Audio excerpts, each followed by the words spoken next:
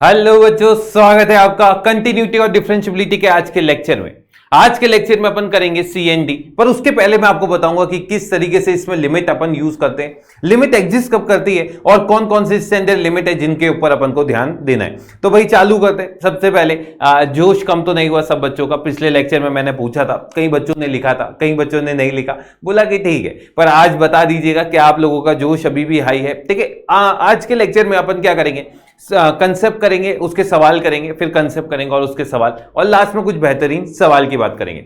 चलिए चालू करते हैं। सबसे पहले बच्चों बात करते हैं कि लिमिट एग्जिस्ट कब करती है। ठीक है, किसी भी फंक्शन की किसी पॉइंट पे अगर मैं बात करूं लिमिट एग्जिस्ट करने की, तो आपको क्या क्या देखना होता है। आपको देखना होता है बच्चों वहां पे उसकी वैल्यू कहां पे, उस पॉइंट के ऊपर। ध्यान से सुनना, मैं लिमिट एग्जिस्टेंस की बात कर रहा हूं, तो लिमिट एग्जिस्टेंस में अपन क्या करते हैं, देखो सबसे पहले अपन ये बोलेंगे मानिए ये आपके पास फंक्शन है और मैंने बात कर दी at x is equal to a, है ना। किस पे बात कर रहा हूं, at x is equal to a. अगर मैं इस पॉइंट पे फंक्शन की वैल्यू की बात कर रहा हूं तो लिमिट उसकी वैल्यू नहीं बताती है ना। ये बात ध्यान रखना, कई बच्चों को बहुत गलत फहमी होती है कि मैं इस पॉइंट पे इसकी लिमिट की वैल्यू, मतलब इस पॉइंट पे इसकी वैल्यू निकाल रहा हूं। नहीं, अपन क्या करेंगे, इस पॉइंट पे इसकी अप्रोचिंग वैल्यू निकालेंगे। कभी भी लिमिट से एग्जैक्ट वैल्यू आप नहीं बता सकते। क्या ये बात आपको समझ आ रही है? चलिए, अगर ये बात आपको समझ में आ गई, अब यहां ध्यान से देखिएगा, मैं अगर इस फंक्शन की बात करता हूं तो बच्चों मैं इस पॉइंट पे x इज इक्वल टू ए पे अगर मैं बात करता हूं कि यार यहां पे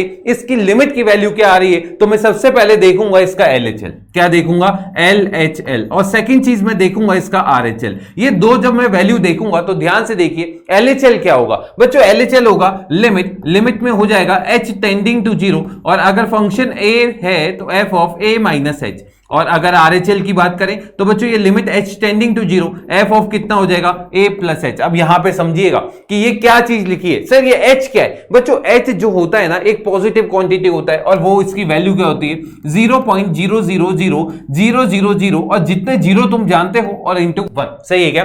तो h जो होता है एक स्मॉल पॉजिटिव क्वांटिटी होता है जो जीरो को अप्रोच करता है, पर ये जीरो नहीं होता है। अब यहां खुद समझिएगा कि अगर मैं LHL की बात करता हूं तो यहां पे ये आ जाएगा f of a minus h, और अगर मैं RHL की बात करूंगा तो ये क्या आ जाएगा, f of a plus h। अगर h जीरो को अप्रोच करेगा बच्चों, ये वैल्यू किसको अप्रोच कर जाएगी, f ऑफ a को, और अगर ये भी h जीरो को अप्रोच करेगा, ये भी किसको अप्रोच कर जाएगी, f ऑफ a को। अब बात आती है सर क्या ये एग्जैक्ट f ऑफ a होगी? नहीं, ये एग्जैक्ट f ऑफ a नहीं होगी। उसका रीजन ये रहेगा बच्चों, h जो है वो जीरो को अप्रोच कर रहा है, वो जीरो नहीं है। तो यहीं पे आप लिमिट का कंसेप्ट जो है अच्छे से समझ सकते हैं। अब यहां समझिएगा कि लिमिट एग्जिस्ट करने के लिए आप बोलना चाहते हैं सर अगर LHL और RHL जो है वो बराबर आ जाएंगे और ये किसी फाइनाइट क्वांटिटी के बराबर आने चाहिए। किसके बराबर आनी चाहिए? कोई ना कोई फाइनाइट क्वांटिटी के बराबर आनी चाहिए। तो आप ये बोल देंगे सर इसकी लिमिट जो है इस पॉइंट के ऊपर एग्जिस्ट कर जाएगी। मैं किसकी बात कर रहा हूं? फंक्शन है f ऑफ x और पॉइंट है x इज इक्वल टू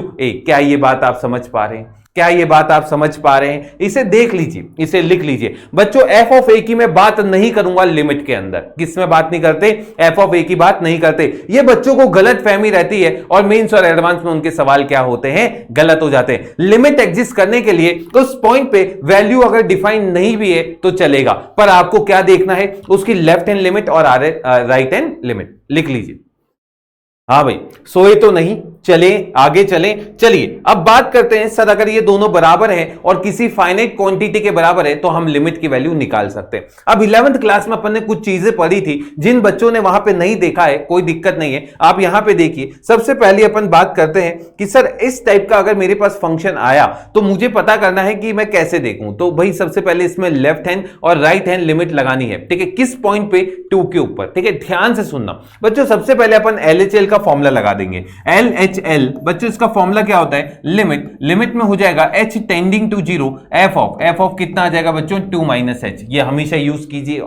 अब बच्चों यहां पे ध्यान से देखना, आपको फंक्शन जो है वो यूनिफॉर्मली डिफाइन किया हुआ है इस तरीके से। अब अगर इस तरीके से आपको दे रखा है, आपको क्या बताना है, आपको बताना है एफ ऑफ 2 माइनस एच क्या होगा। बच्चों मुझे ये बताओ 2 माइनस एच जो है वो क्या एग्जैक्ट 2 होगा, ये 2 से थोड़ा कम होगा। आप बोलोगे सर 2 से तो कम होगा, क्योंकि कुछ ना कुछ चीज माइनस होती है तो कुछ ना कुछ नुकसान तो देके जाती है। तो एफ ऑफ 2 माइनस एच बच्चों यहां से निकल जाएगा और यहां पे x कितना है, एफ ऑफ x कितना है 2x प्लस 3। अब अगर एफ एक्स 2x प्लस 3 है बच्चों, x की जगह 2 माइनस एच है, आप इसके अंदर रख दीजिए, ये आ जाएगा लिमिट में आ जाएगा बच्चों h tending to 0 2 times of 2 minus H और प्लस कितना आ जाएगा बच्चों 3। अब अगर आप यहां देखेंगे, आप जैसे ही h को 0 को अप्रोच करवाएंगे बच्चों 2 दूनी कितना हो जाएगा 4 और 4 प्लस 3 आजकल मार्केट में कितना कहते हैं 7। तो इसका मतलब इसका वैल्यू कितना होगा, इसका वैल्यू हो जाएगा 7। क्या ये बात आप समझ पा रहे हैं? किस तरीके से मैंने इसका LHL निकाला ये भी समझ में आया। अब बात करते हैं बच्चों RHL की।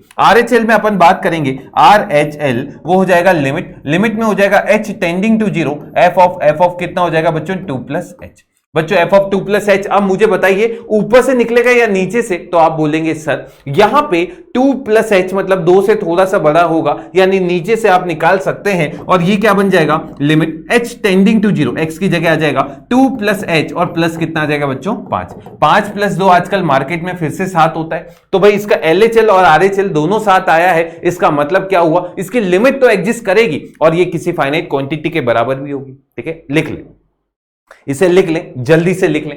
तो भाई ये चीज समझ में आई कि आप लिमिट की वैल्यू कैसे निकालेंगे। चलिए अब मैं एक सवाल और बताता हूं, ये बचपन में अपन 11वीं क्लास में किया था। ठीक है, अब 11वीं तो बचपन ही होता है ना, और बचपन का प्यार ऐसे थोड़ी ना बुलाया जाता है। चलिए देखें भाई, यहां पे अगर मैंने बात करी है बच्चों, लिमिट क्या बोला है x टेंडिंग टू 3। अब अगर x 3 को अप्रोच करेगा, अगर आप 3 रख दोगे नीचे 0 होगा और बच्चों ऊपर भी कितना आ रहा है 0। ये कौन सा फॉर्म है 0 अपॉन 0। कुछ चीजें मैं आपको बता देता हूं जो आपको सॉल्व करने में मदद करेगी, ध्यान से देखना।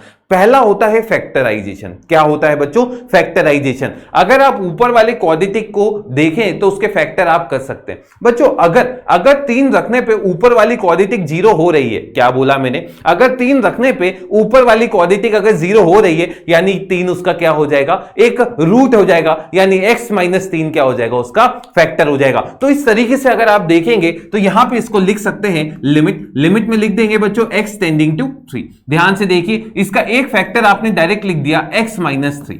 मैं आपको डायरेक्ट फैक्टर लिखना सिखा रहा हूं, है ना, सुनना कैसे सोचा है। 3 रखने पे अगर 0 है तो एक फैक्टर क्या हो जाएगा x माइनस 3। अब बच्चों दूसरा फैक्टर निकालना है, यहां पे -15 है, यहां पे क्या है -15, और बच्चों यहां -3 ले चुके हो, यानी +5 का मल्टीप्लीकेशन आना चाहिए, है ना भाई, उसी से तो मल्टीप्लाई करोगे। तो यहां पे कितना आ जाएगा x प्लस 5 और नीचे कितना आ जाएगा बच्चों x माइनस 3। अगर आप देखोगे x माइनस 3 से आप x माइनस 3 को कैंसिल कर सकते हैं और x को जैसे ही 3 रखेंगे बच्चों इसका वैल्यू किसको अप्रोच कर जाएगा 8 को। ये हो गया एक मेथड। दूसरा मेथड सुनना, वो हमेशा आप यूज कर सकते हैं जब भी 0/0 या फिर इनफाइनाइट अपॉन इनफाइनाइट फॉर्म होती है। ये मेथड याद करने की जरूरत नहीं पड़ेगी, बस इसमें आपको डिफरेंशिएशन आना चाहिए। ठीक है, ध्यान से सुनना बच्चों, जब भी आपके पास 0/0 फॉर्म बने तो आप क्या करो, ऊपर वाले को अलग डिफरेंशिएट कर दो और नीचे वाले को अलग डिफरेंशिएट कर दो। इस मेथड को बोलते हैं एल ऑर्बिटल। वापिस से सुनना, मैंने क्या बोला है, मैंने बोला है जब भी आपके पास 0/0 फॉर्म बने आपको क्या करना है, आपको ऊपर वाले को अलग डिफरेंशिएट करना है और नीचे वाले को क्या करना है, अलग डिफरेंशिएट करना है। देखिए भाई, जैसे ही आप ऊपर वाले को डिफरेंशिएट करेंगे बच्चों, जल्दी से मुझे बता दीजिए ऊपर डिफरेंशिएशन कितना आ जाएगा, क्या ये 2x प्लस 2 आ जाएगा और नीचे कितना आ जाएगा 5। अब अगर आप x को 3 रखेंगे बच्चों, 3 दूनी कितना होता है 6, है ना, एक सेकेंड रुकना, हाँ 3 दूनी 6 और प्लस 2, 6 प्लस 2 आजकल मार्केट में इसको 8 के नाम से जानते हैं, यानी इसका वैल्यू किसके इक्वल हो गया 8 के। तो देखो एक मेथड ये है, एक मेथड ये है। ये वाला मेथड कब लगेगा, जब 0/0 या फिर इनफाइनाइट बाय इनफाइनाइट फॉर्म हो। आपको सबसे पहले क्या करना है, जो वैल्यू पे निकालना है ना भाई, जिसको अप्रोच करवाए वो रख के देखो कौन सी फॉर्म बन रही है। और ये वाला जो मेथड है मैं बोलता हूं इसको याद कर लेना, क्योंकि एमसीक्यू बेस अगर क्वेश्चन है, देखो लिमिट अगर मैं सिखा रहा होता पहली लाइन बोलता, इसको अभी मत सीखो, ठीक है, लास्ट में सीखना, क्योंकि ये लिमिट की खूबसूरती को क्या करता है, खराब कर देता है। पर हाँ अभी अपन को क्या चाहिए, मार्क्स ग्रैब करने, तो भाई थोड़ी सी आपको चीजें चेंज करनी पड़ेगी, एग्रेसिव होना पड़ेगा, और एग्रेसिव होने के लिए आपको ये मेथड जो है सीखना पड़ेगा।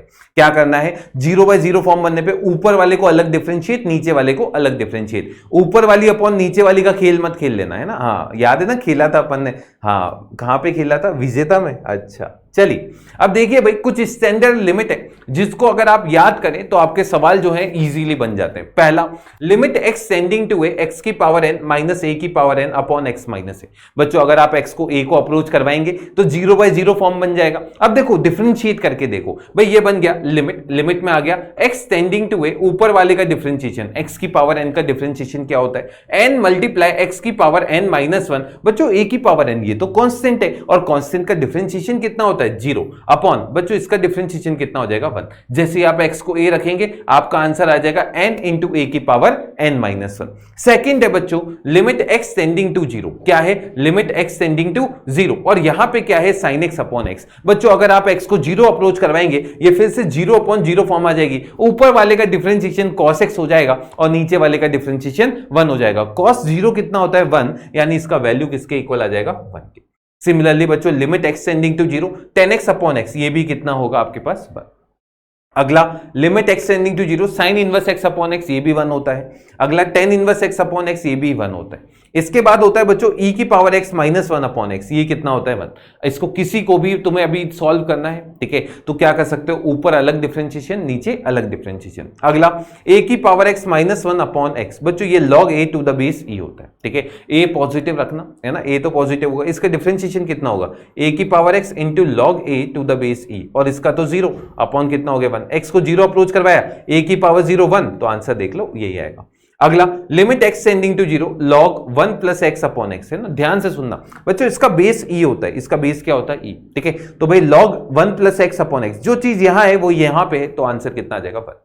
एक चीज हमेशा याद रखना, यहां पे तुम हो सकता है कि तुम स्टक हो जाओ, कौन सा, कि भाई लिमिट है x टेंडिंग टू मानो 0 है, sin 5x अपॉन x ये निकालना है। अब देखो यहां पे x को रखने पे 0 रखने पे 0/0 फॉर्म आ रही है। बच्चों एक चीज याद रखना, अगर साइन के अंदर वाली वैल्यू 0 को अप्रोच करिए ना, तो जो ये वैल्यू बन रही है ना वही डिनोमिनेटर में बना लेना। तो यहां पे अगर 5x है तो इसको 5 से मल्टीप्लाई और डिवाइड कर देना, ये वाली वैल्यू किसको अप्रोच कर जाएगी 1 को, तो इसका आंसर कितना आ जाएगा 5। क्या ये बात आप समझ पा रहे हैं, क्या ये बात आप समझ पा रहे हैं, देख रहे हैं, ओ माय गॉड, ये वो पतंग वाली फीलिंग नहीं आ रही है, हाँ चलिए ग्रेट, वो पतंग होती है ना, पतंग उड़ा लेते हैं, हाँ चलिए चले आगे, चलिए ग्रेट। ये क्या हो गया, अरे रुको, ये मजे ले गई अपने, है ना, सावधानी हटी दुर्घटना घटी सब्जी पूरी बटी एक वो मैं हाईवे पे जा रहा था, वहां पीछे लिख रखा था उसने, सावधानी हटी दुर्घटना घटी और सब्जी पूरी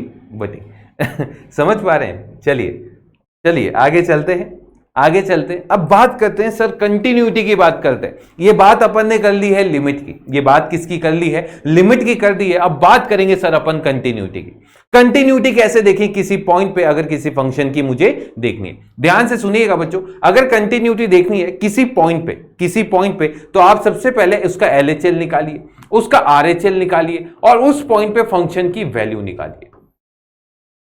ये तीन चीजें क्या क्या देखनी है भाई, LHL, RHL और उस पॉइंट पे फंक्शन की वैल्यू। लिख लें आप इसे, अभी अपन ने देखा LHL RHL कैसे निकालते हैं, है ना भाई। LHL का फॉर्मूला पता है ना सबको, limit h tending to 0 f of a minus h, ये बन जाएगा लिमिट h टेंडिंग टू 0 और ये आ जाएगा f of a plus h और ये किसके इक्वल आ जाएगा f ऑफ a के। अगर ये तीनों में से कोई भी बराबर नहीं है तो ये लिमिट कंटिन्यूस नहीं होगा, है ना। फंक्शन कंटिन्यूस का मतलब समझते हो, कंटिन्यूटी का मतलब ये होता है, मानिए ये फंक्शन है ना, ये सब चीजें अपन ने पहले 12th में पढ़ी थी पर फिर से देख लीजिए। अगर मैं किसी पॉइंट पे अगर बात कर रहा हूं फंक्शन कंटिन्यूस है, तो ध्यान से सुनना, यहां पे LHL RHL और फंक्शन की वैल्यू तीनों क्या है बराबर, तभी वहां पे आपको पेन उठाने की जरूरत नहीं पड़ती, ठीक है, समझ में आ रहा है। एक डोमेन में बात करते हैं इसकी, चलें। तो f ऑफ a अगर डिफाइन नहीं हुआ, अगर f डिफाइन नहीं हुआ, अगर ये फाइनाइट क्वांटिटी नहीं है ना, ये भी लिख लेना, एक फाइनाइट आनी चाहिए, ये क्या आनी चाहिए फाइनाइट। मानो दोनों इनफाइनाइट हो गया तो भी नहीं चलेगा, फाइनाइट क्वांटिटी, ठीक है। अब यहां समझना, अगर f डिफाइन नहीं हुआ, मानिए LHL RHL बराबर है, अब आप ये मत करना सर दो तो बराबर है चलने दो ना, थोड़ा बहुत लगा दो सर जैक, नहीं जैक बिल्कुल नहीं लगेगी। आप यूं समझ लेना LHL RHL और फंक्शन का वैल्यू क्या होगा, सेम होना चाहिए और डिफाइन होना चाहिए। तो भाई यहां पे आप बोल देंगे कि इस केस में डिसकंटिन्यूस हो जाएगा, ठीक है। अगला कि भाई लिमिट एग्जिस्ट नहीं करे, काम ही खत्म हो गया। अगर लिमिट एग्जिस्ट नहीं करेगी कि भाई LHL RHL बराबर नहीं हुआ या फिर ये फाइनाइट नहीं है तो भी ये कंटिन्यूस नहीं होगा। अगला कि भाई लिमिट एक्सटेंडिंग टू fx ये f(a) के बराबर नहीं है, ठीक है, तो भी नहीं होगा।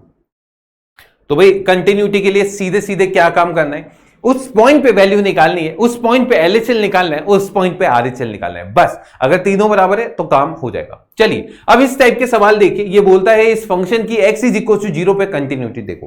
देखो बच्चों, जो एल्जेब्रिक फंक्शन होते हैं, पॉलिनोमियल फंक्शन होते हैं, ये कंटिन्यूस होते हैं। क्यों? अरे सीधे साधे होते हैं ना भाई, बिल्कुल सीधे साधे, सीधे सीधे चलते जाते हैं, या फिर घुमावदार हो जाएंगे, है ना, पर कभी आपको पेन उठाने की जरूरत नहीं पड़ती है। e की पावर x हो गया, ये भी होता है, ठीक है। तो इस तरीके से आप समझ सकते हैं। अब यहां पे बात करता है 2x माइनस 1। बच्चों 2x माइनस 1 तो एक लाइन होगी, ये तो हमेशा कंटिन्यूस होगी, और 2x प्लस 1 भी एक लाइन होगी, ये भी हमेशा कंटिन्यूस होगी। लफड़ा कहां होता है? लफड़ा होता है जहां पे ये स्टेशन बदलता है। मानो इस ट्रेन से आया, इस ट्रेन में गया, यहां तक कोई दिक्कत नहीं होगी। जब वो ट्रेन को चेंज करेगा, हो सकता है उस बीच में उसकी ट्रेन छूट जाए, और अगर ट्रेन को अगर वो छोड़ देगा तो ये फंक्शन कंटिन्यूस नहीं होगा। तो अपन देखते हैं जीरो के ऊपर। बच्चों जीरो पे ये फंक्शन चेंज हो रहा है, सबसे पहले अपन निकाल लेते हैं इसका LHL, सेकंड चीज इसकी निकाल लेंगे RHL, और तीसरी चीज अपन निकाल लेंगे f(0). ये तीन चीजें अपन निकाल लेते हैं।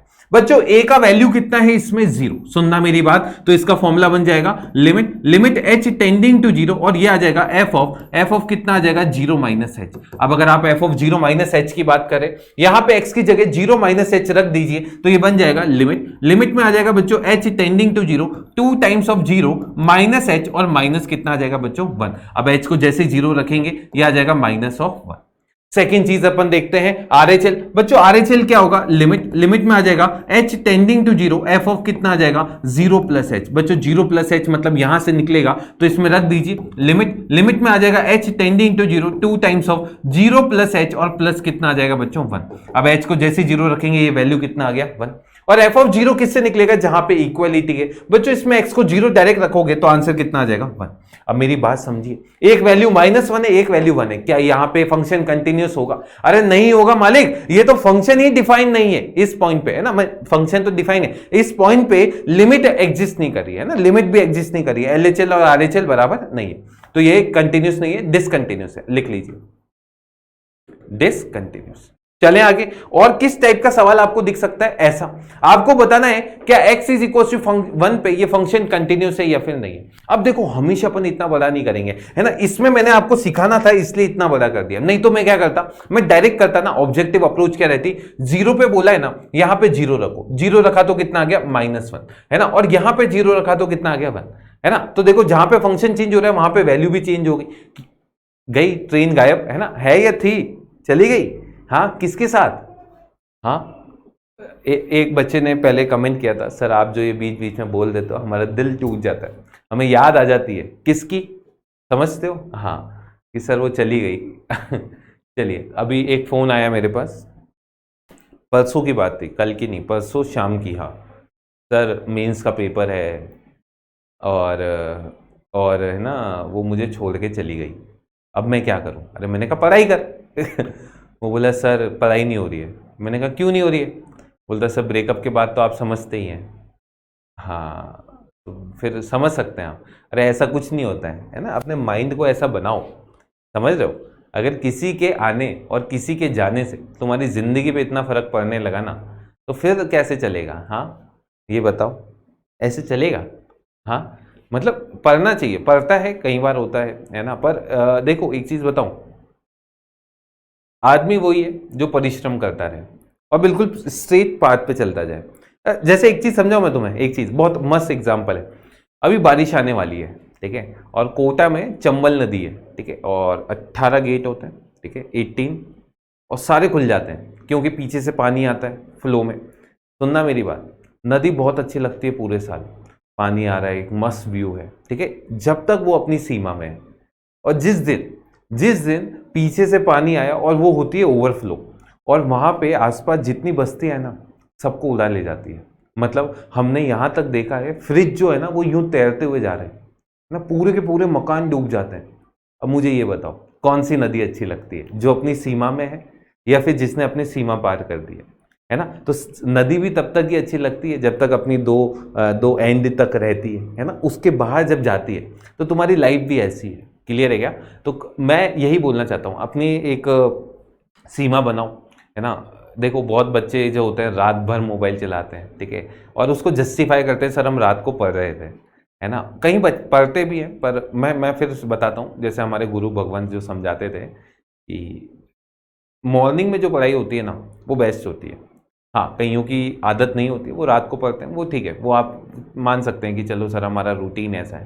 पर ये याद रखना कि अगर तुम रात भर मोबाइल चला रहे हो, इसका मतलब वो जो नींद है वो कहाँ कंपनसेट करोगे? दिन में, ठीक है। तो तुम्हारी लाइफ फिर सीमा में का है, फिर तो हो गई पार, है ना। जब मन होता है जब जो कर लेते हैं, ठीक है। खाने पीने का कोई शेड्यूल नहीं है, ठीक है। कहीं कहीं मेरा भी ऐसा था, मैं भी चेंज कर रहा हूँ उसको, कोशिश करता हूँ एक फिक्स टाइम पे और समय पे अपना जो है भोजन करने की, और सही टाइम पे सही। अब पहले लेक्चर हो सकता था, अब आजकल मैं कोशिश करता हूँ एक पर्टिकुलर टाइम पे ये फिक्स एक रूटीन बनाओ, मज़ा आएगा। क्योंकि अभी तुम्हें लंबी जो है ना वो यात्रा तय करनी है।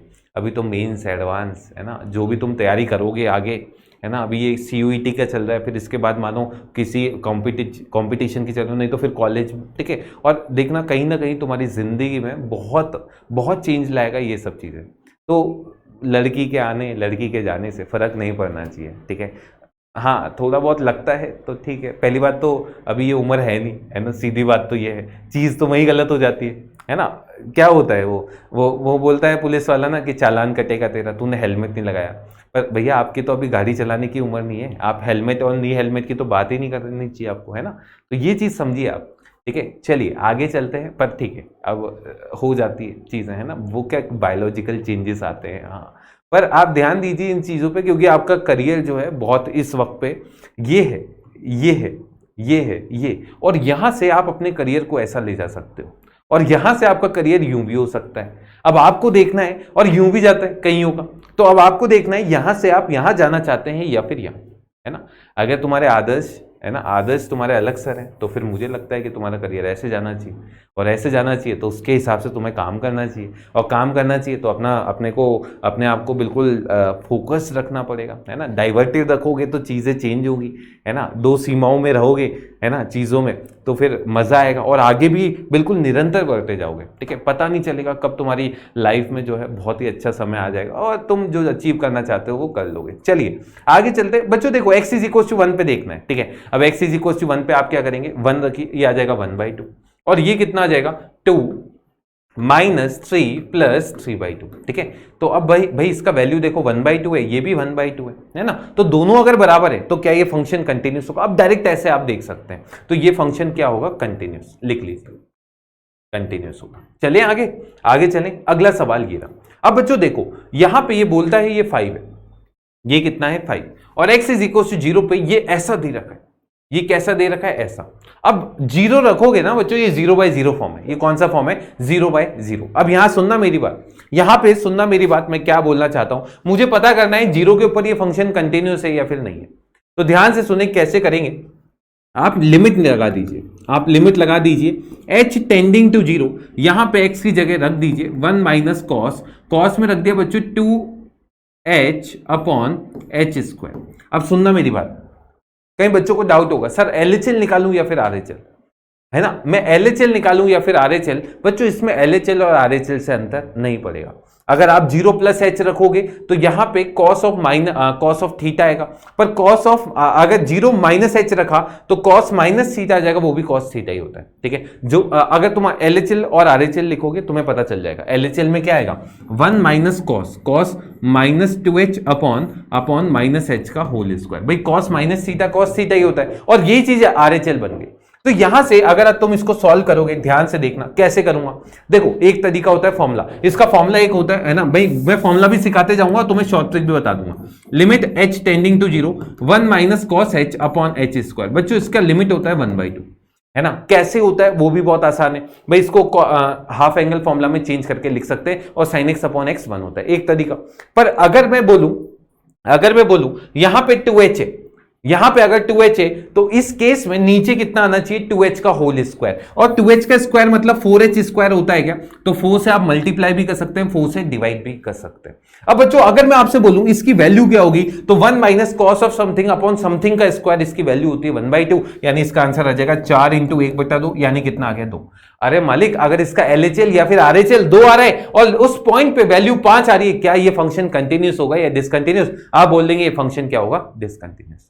ठीक है, अच्छा अब मैं उससे बता देता हूं, मैं दूसरा जो बता रहा था आपको। ठीक है भाई, इसमें मैंने क्या किया, h tending to 0 1 minus cos 2h upon h square है। ठीक है, अब मुझे ये निकालना है, तो मैंने क्या किया, 0/0 फॉर्म में ऊपर नीचे डिफरेंशिएट कर दिया। भाई ऊपर वाले का डिफरेंशिएशन थोड़ा बहुत सबको आता होगा, है ना, थोड़ा क्या पूरा ही आता होगा। 0 इसका डिफरेंशिएशन बोलो माइनस, भाई ये हो गया -2 साइन 2h अपॉन में कितना हो गया बच्चों इसका डिफरेंशिएशन 2h। अरे साइन 2h अपॉन 2h है ना, जो चीज यहां पे वही यहां पे h टेंडिंग टू 0 पे इसकी वैल्यू कितनी आएगी 1। और अगर नहीं समझना चाहते हो तो इसको एक और बार डिफरेंशिएट कर दो, क्योंकि 0/0 फॉर्म आ रही है तो उसको मैं तब तक डिफरेंशिएट करता हूं जब तक 0/0 फॉर्म हट नहीं जाती। और अगर आप देखोगे इसका वैल्यू कितना आ जाएगा 2, ये 2 है, ये 5 है, ये कंटिन्यूस नहीं होगा। ठीक है, अच्छा इसको एक तरीके से और से पूछ सकते हैं, ये एक सवाल हो गया। इसका सेकंड सवाल क्या होगा, है ना, इसका सेकंड सवाल क्या होगा, ऐसे समझना, इसका डुप्लीकेट बन जाएगा क्या? हाँ चलिए, दूसरा सवाल ऐसा पूछ सकता है, कि भाई f of x is equal to, ऐसा दे रखा है 1 minus cos 2x upon X square, है ना, और ये कितना दे रखा है, ऐसा ही था ना, हाँ, और ये मैंने बोल दिया ये k है। ये कब है, जब x 0 के बराबर नहीं है, और ये है x is equal to 0, is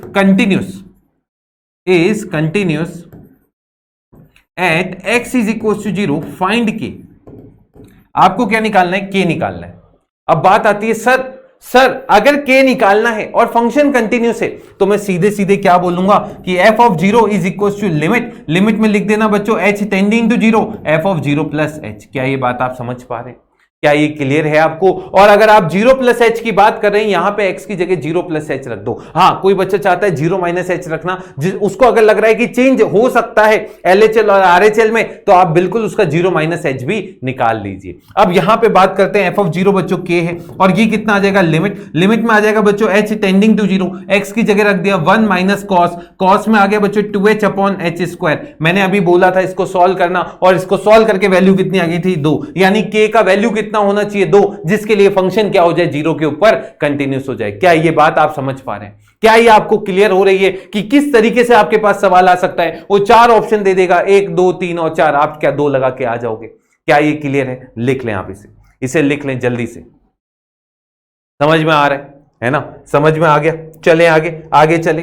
तो ये इस टाइप का सवाल अब मुझे लगता है आपसे हो जाएगा। अगला, examine the continuity of the function of this. अब मुझे ये बताओ, क्या ये पॉलिनोमियल फंक्शन है क्या? और अगर पॉलिनोमियल फंक्शन है, इसका मतलब ये है कि वो हमेशा क्या होता है, कंटिन्यूस। चाहे वो 1 पे निकाल लो, चाहे 10 पे निकाल लो, चाहे वो 1000 पे निकाल दो, ये हमेशा क्या होगा, कंटिन्यूस होगा। फिर भी तुम्हारी संतुष्टि के लिए मैंने क्या किया, इसमें सबसे पहले LHL निकाल लिया, फिर मैंने निकाल लिया RHL, और फिर मैंने निकाल लिया उस पॉइंट पे वैल्यू। बच्चों x को 1 रखने पे इसका आंसर कितना आ गया, 2। इसको सॉल्व करना है, ये आ गया लिमिट h टेंडिंग टू 0, और यहां पे लिमिट h टेंडिंग टू 0। भाई ध्यान से देखिए, यहां पे f ऑफ 1 माइनस h ये रख दीजिए, 1 माइनस h का whole cube plus 2 times of 1 minus h का होल स्क्वायर माइनस 1। बच्चों h को 0 रखोगे, ये आ जाएगा 1 plus 2 minus 1 which is equal to 2। और इसके अंदर अगर मैं सॉल्व करूंगा, h टेंडिंग टू 0 ये आ जाएगा 1 प्लस h का whole cube plus 2 times of 1 plus h और माइनस 1। बच्चों ये वापस से कितना आ जाएगा, तो देख सकते हो। तो पॉलिनोमियल के केस में आप हमेशा क्या बोलेंगे, ये फंक्शन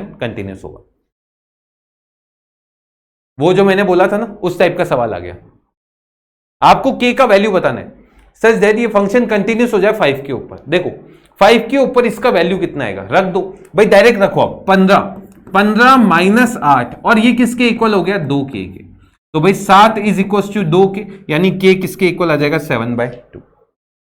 k किसके इक्वल आ गया, 7/2 के। चलें आगे चले, ये रहा। Discuss the continuity. देखो बच्चों, अब बात आती है मॉड की, सुनना मेरी बात। मॉड जो है ना वो रंग बदलता है। रंग कैसे बदलता है? पॉजिटिव के केस में पॉजिटिव हो जाता है और नेगेटिव के केस में नेगेटिव के साथ खुलता है। जैसे अगर मैं मॉड ऑफ एक्स की बात करूं, ये एक्स हो जाएगा और माइनस एक्स भी हो जाएगा। एक्स होता है जीरो या जीरो प्लस के लिए और जीरो माइनस के लिए क्या हो जाएगा? Minus x. जीरो पे ये जीरो होता है, ठीक है। तो यहां पे मैंने सिर्फ इक्वल टू कर दिया क्योंकि जीरो पे तो इसने जीरो वैल्यू दे ही नहीं।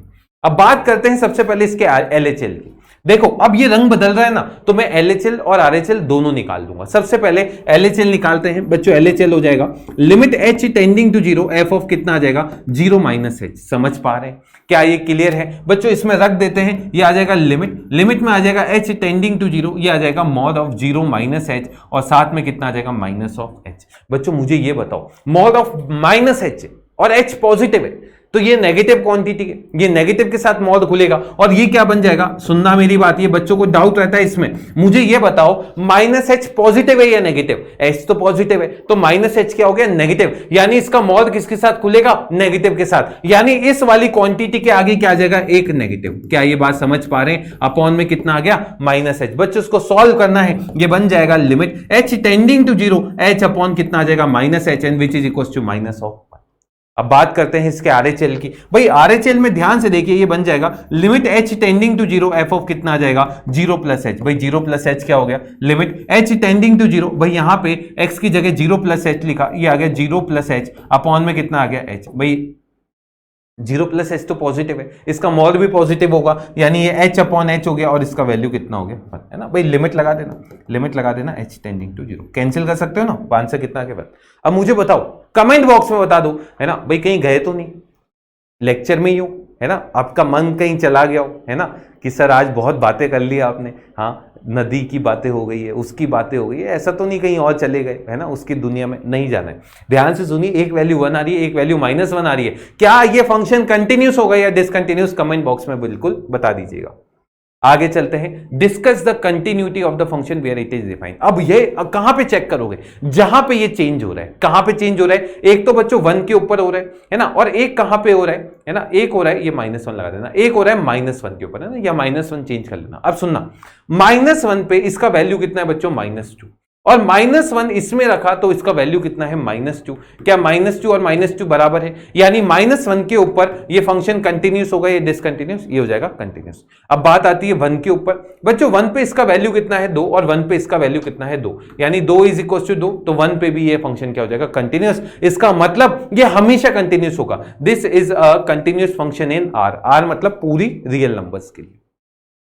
क्या ये समझ पा रहे हैं? चलें आगे अगला। बच्चों अब सुनना, कुछ प्रॉपर्टीज होती है। सबसे पहली, कोई भी कांस्टेंट फंक्शन होता है ना, वो हमेशा कंटिन्यूस होता है। कांस्टेंट फंक्शन कैसा होता है? इस टाइप का, मतलब उसकी वैल्यू हमेशा सेम होती है। तो देखो आपको पेन उठाने की जरूरत कभी पड़ेगी नहीं। अगला, आइडेंटिटी फंक्शन। बच्चों आइडेंटिटी फंक्शन मतलब f of x is equal to x, जो रखोगे वही आएगा। मतलब ये इस टाइप का फंक्शन, इस टाइप का जो फंक्शन होता है ना, ये फंक्शन जो होता है, ये फंक्शन क्या होता है? हमेशा कंटिन्यूस होता है। अगला, every polynomial every rational function is a continuous. अब ये सुनना भाई, अब ये क्या बोल रहा है? जो भी रैशनल फंक्शन है ना वो कंटिन्यूस होता है। अब यहां पे थोड़ी सी चीजें जो है वो चेंज होती हैं। सुनना, अब बच्चों को ये डाउट रहेगा, है ना, सुनना, ये बहुत मस्त सी चीज मैं आपको बता रहा हूं। मानिए मैंने एक फंक्शन लिखा है f of x is equals to 2/x-1, ये है। अब ये एक रैशनल फंक्शन है। रैशनल फंक्शन मतलब f(x/gx) फॉर्म का, where f(x) and gx are polynomial. अब बात आती है, सर ये कंटिन्यूस फंक्शन है क्या? हाँ ये कंटिन्यूस फंक्शन है, क्योंकि मैंने एक और चीज बोली थी, कंटिन्यूटी देखी जाती है उसके डोमेन में।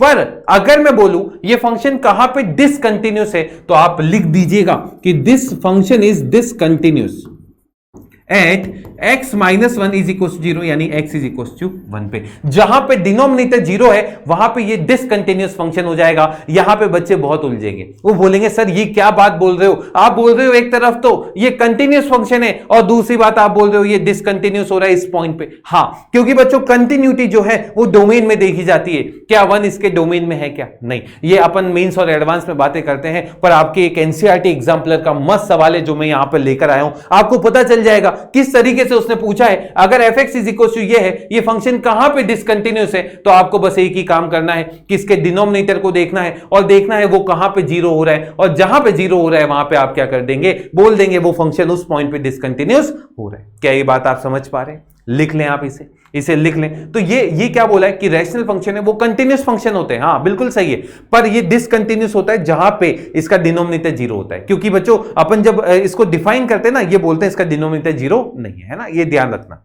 अगला, every polynomial function is continuous, ये बिल्कुल सही, अभी अपन ने देखा था भैया मॉड एक्स भी कंटिन्यूस होता है। अब आप बोलोगे सर अभी तो आपने सवाल करवाया, ये सवाल करवाया, आपने बोला ये डिसकंटिन्यूस है, अरे भाई ये मॉड एक्स के नीचे एक्स भी लगा दिया उसने, इस चक्कर में ये डिसकंटिन्यूस हुआ है। पर अगर मैं सिर्फ मॉड एक्स की बात करूंगा बच्चों, मॉड एक्स का ग्राफ कैसा होता है, ये इस टाइप का, तो ये हमेशा क्या होता है, कंटिन्यूस। कंटिन्यूस मतलब आपको पेन उठाने की जरूरत नहीं पड़ रही है डोमेन के अंदर। अब ये इस टाइप का आपके पास बन गया, हाँ इस पॉइंट पे क्या होता है सर, ये पॉइंट पे ये नॉन डिफरेंशिएबल हो जाता है ना भाई, चोंच जहां भी चोंच आएगी वहां पे ये फंक्शन क्या हो जाएगा, नॉन डिफरेंशिएबल। तो इस पॉइंट पे ये नॉन डिफरेंशिएबल होता है, आगे अपन बात करेंगे, पर ये कंटिन्यूस होता है। जो भी ट्रिग्नोमेट्रिक फंक्शन होते हैं वो कंटिन्यूस होते हैं, क्योंकि कंटिन्यूटी बात करते हैं अपन किसमें बात करते हैं, डोमेन में, है ना। जैसे 10x है, 10x का कभी किसी ने ग्राफ देखा हो, ऐसा होता है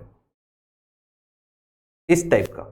अब आप बोलोगे सर ये π/2 पे तो डिसकंटिन्यूस है, अरे π/2 उसके डोमेन में ही नहीं है, तो कंटिन्यूटी की उस पे अपन आगे से तो नहीं बोलेंगे, पर हाँ कोई भाई पीछे ही पड़ जाए, कोई बार बार उंगली करे कि भाई π/2 पे बता 10x कंटिन्यूस है नहीं है, तो आप बोल दोगे डिसकंटिन्यूस है, ठीक है, पूछने पे बताओगे, बाकी ये कंटिन्यूस फंक्शन है क्योंकि ये डोमेन में π/2 नहीं है ना, ये ध्यान रखो।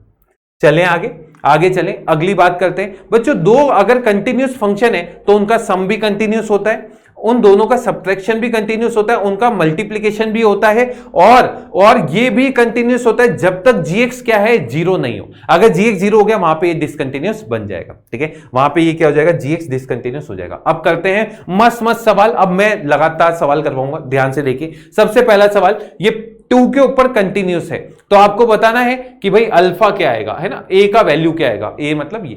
अब भाई क्या करोगे, 2 रख दो, इसमें भी 2 रख दो, तो 2a + 5 ये किसके इक्वल आ गया, 1, तो भाई a कितना हो गया, -2। अरे समझ गए ना, इसको इधर ले गए तो a कितना आ जाएगा, -2। क्या ये समझ पा रहे हो? चलें आगे। अगला ये रहा, find the relation in a and b so that this function is continuous eight 3। क्या करोगे, अब वही चीज करना है भाई, 3 रखा है इसके अंदर, 3a + 1 is equal to 3b + 3, तो यहां से 3a is equal to 3b plus कितना आ गया, 2। अब 3 से डिवाइड कर दो तो a is equal to b + 2/3। आगे ये रहा, k का वैल्यू बता दो जिसके लिए ये फंक्शन 2 के ऊपर क्या हो जाए, कंटिन्यूस। तो क्या करोगे, अब देखो 2 रखने पे ये भी 0 और ये भी 0। अभी याद करो मैंने आपको क्या सिखाया था, यहां पे 2 रख दो यार, ये 2 रख दो, है ना, x जब 2 नहीं होगा, है ना भाई, ठीक है, थोड़ा सा चेंज कर लो। चलिए अब बात करते हैं सर इसको करते कैसे, तो भाई 2 पे k है और ये किसके इक्वल है, लिमिट में आ गया h टेंडिंग टू 0, और यहां पे कितना आ जाएगा बच्चों, f(2 - h) या फिर 2 + h। समझ रहे हैं? या फिर इसको ऐसा भी लिख सकते थे, क्या इसको ऐसा भी लिख सकते थे, x टेंडिंग टू 2 और यहां पे x² + 3x - 10/x - 2। कैसा लिख सकते थे, अरे ऊपर वाले के फैक्टर हो रहे हैं, फैक्टर करने का मन नहीं है तो फिर क्या कर देना, फिर इसको ऊपर नीचे डिफरेंशिएट कर देना। अभी किया था इसको अपन ने भाई, k इज इक्वल टू कितना आ गया, लिमिट x टेंडिंग टू 2, भाई रख दीजिए, ऊपर डिफरेंशिएट किया, ये आ जाएगा 2x + 3/1। भाई 2 रखने पे k कितना आ जाएगा, 8। लिख लो इसे जल्दी से लिख लो। चले आगे चलें, आगे बात करते हैं। अगला सवाल ये रहा, अब ये आपके एनसीईआरटी एग्जाम्पलर का सवाल है। ये बोलता है ये फंक्शन कहां पे डिसकंटिन्यूस होगा, आपको कुछ भी नहीं देखना है, सिर्फ ये देखना है डिनोमिनेटर जीरो कहां पे हो रहा है। तो भाई 4x - x³ is equal to 0, तो भाई इसमें से x कॉमन निकाला, 4 - x² इज इक्वल टू 0, इसके फैक्टर बन गए, एक तो 2 - x और एक हो गया 2 + x इज इक्वल टू 0। ऐसा कर सकते हैं क्या, तो यहां से x का वैल्यू आ गया 0, -2 और 2। अब ये मत बोलना सर यहां पे भी तो 4 - x² आ रहा है, उसको कैंसिल कर दो। हां कैंसिल कर सकते हो, पर उस पॉइंट को आप बोल देंगे वो आपके डोमेन में नहीं है, और अगर डोमेन में नहीं है तो वो कंटिन्यूस वहां पे नहीं होगा। तो भाई इसका आंसर हो जाएगा कंटिन्यूस एट एग्जैक्टली 3 पॉइंट। इन तीनों पॉइंट पे ये डिसकंटिन्यूस हो जाएगा, है ना, बाकी कंटिन्यूस होगा, तो आंसर आएगा डिसकंटिन्यूस एट एग्जैक्टली 3 पॉइंट। चलें आगे, अगला सवाल ये रहा, भाई ये बोल रहा है 4 के ऊपर ये फंक्शन कंटिन्यूस है। अब भाई कैसे सोचोगे, एग्जाम्पलर का सवाल है आपका, ठीक है, कहीं और के सवाल नहीं है। एनसीईआरटी आज मैंने पूरी उठा ली है आपकी, मस्त।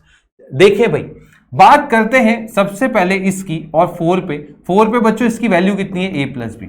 अगर ये 4 पे कंटिन्यूस है तो आप लगा दीजिए f of 4 is equal to limit h tending to 0, यहां पे आ जाएगा f ऑफ 4 प्लस h, और यहां पे कितना आ जाएगा, लिमिट में आ जाएगा h टेंडिंग टू 0, ये आ जाएगा f ऑफ 4 माइनस h। क्या ये बात आप समझ पा रहे हैं?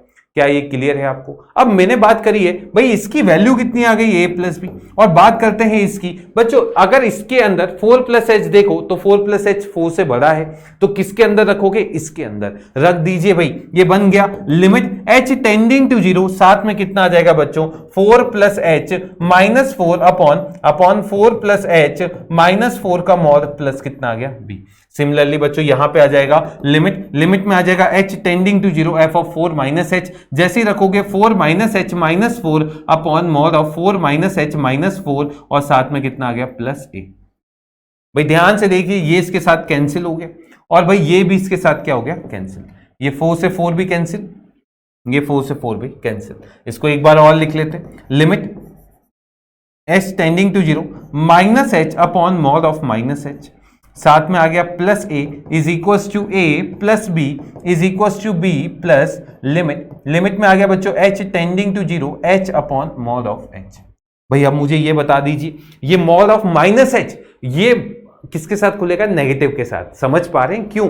अरे माइनस एच एक नेगेटिव क्वांटिटी है, एच पॉजिटिव होता है, तो माइनस एच नेगेटिव है, तो भाई इसको खोल दिया तो ये बन गया limit h tending to 0 minus h upon minus of minus H, और प्लस कितना आ जाएगा, a is equals to a plus b is equals to b plus, ये पॉजिटिव के साथ खुलेगा और यहां बन जाएगा h tending to 0 h upon h. क्या ये समझ पा रही है पीडब्ल्यू की जनता? अब यहां पे समझिए बच्चों, ये प्लस एच आ गया, ऊपर माइनस एच है, कैंसिल होके कितना आ जाएगा, -1, तो -1 is equals to a plus b, है ना, और साथ में कितना था, a, तो यहां पे a लगा दिया, और ये किसके इक्वल है बच्चों, ये 1 आ गया, यानी b प्लस 1। सबसे पहले इन दोनों को सॉल्व करते हैं a से। देखिए a plus b is equals to a minus 1, बच्चों इसको कैंसिल करके b का वैल्यू कितना आ गया, -1। सिमिलरली इन दोनों को सॉल्व किया, अगर आप इन दोनों को सॉल्व करेंगे तो a प्लस बी का वैल्यू कितना आ गया, b प्लस 1, कैंसिल होके a कितना आ गया, 1, तो a का वैल्यू कितना हो गया, 1, और b का वैल्यू कितना आ गया, -1, यानी इसका आंसर हो जाएगा डी। क्या ये समझ पा रहे हैं? कैसा लगा ये सवाल? मस्त सवाल था एग्जाम्पलर का, और ये अगर वहां पे आ जाता है तो आपको सॉल्व करना पड़ेगा थोड़ा सा, ठीक है। चलें आगे, अगले सवाल की तरफ चलते हैं। अब सुनना मेरी बात, इसको बिना सॉल्व किए अपन सॉल्व करेंगे। भाई मुझे ये बताइए, क्या मॉड एक्स जो होता है वो कंटिन्यूस फंक्शन होता है क्या? और मॉड ऑफ एक्स माइनस 1 भी कंटिन्यूस फंक्शन होता है, और दो कंटिन्यूस फंक्शन का सम भाई कंटिन्यूस होता है, तो आप क्या बोल देंगे कि भाई ये दोनों पे कंटिन्यूस होगा, ये हमेशा कंटिन्यूस होगा। भाई ये डिसकंटिन्यूस होगा ही नहीं, ये हमेशा क्या होगा, कंटिन्यूस। सॉल्व करने की जरूरत नहीं है। हाँ, पर अगर मैं नॉन डिफरेंशियबिलिटी की बात करता तो भाई ये कहां पे 0 हो रहा है, 0 के ऊपर, और ये कहां पे 1, तो 0 और 1 के ऊपर ये क्या हो जाता, नॉन डिफरेंशिएबल, है ना। भाई मॉड की वैल्यू जो है जहां पे 0 होती है वहीं पे वो क्या होता है, नॉन डिफरेंशिएबल हो जाता है। अगला सवाल ये रहा, भाई कंटिन्यूस बोला है π/2 पे, तो भाई सीधे रखो, अब सीधे रखो, इसमें π/2 रखा बच्चों, m times of π/2 plus 1 is equals to, और इसके अंदर बच्चों π/2 रखा तो ये कितना आ जाएगा, sin π/2 प्लस n, ये इससे कैंसिल हो गया।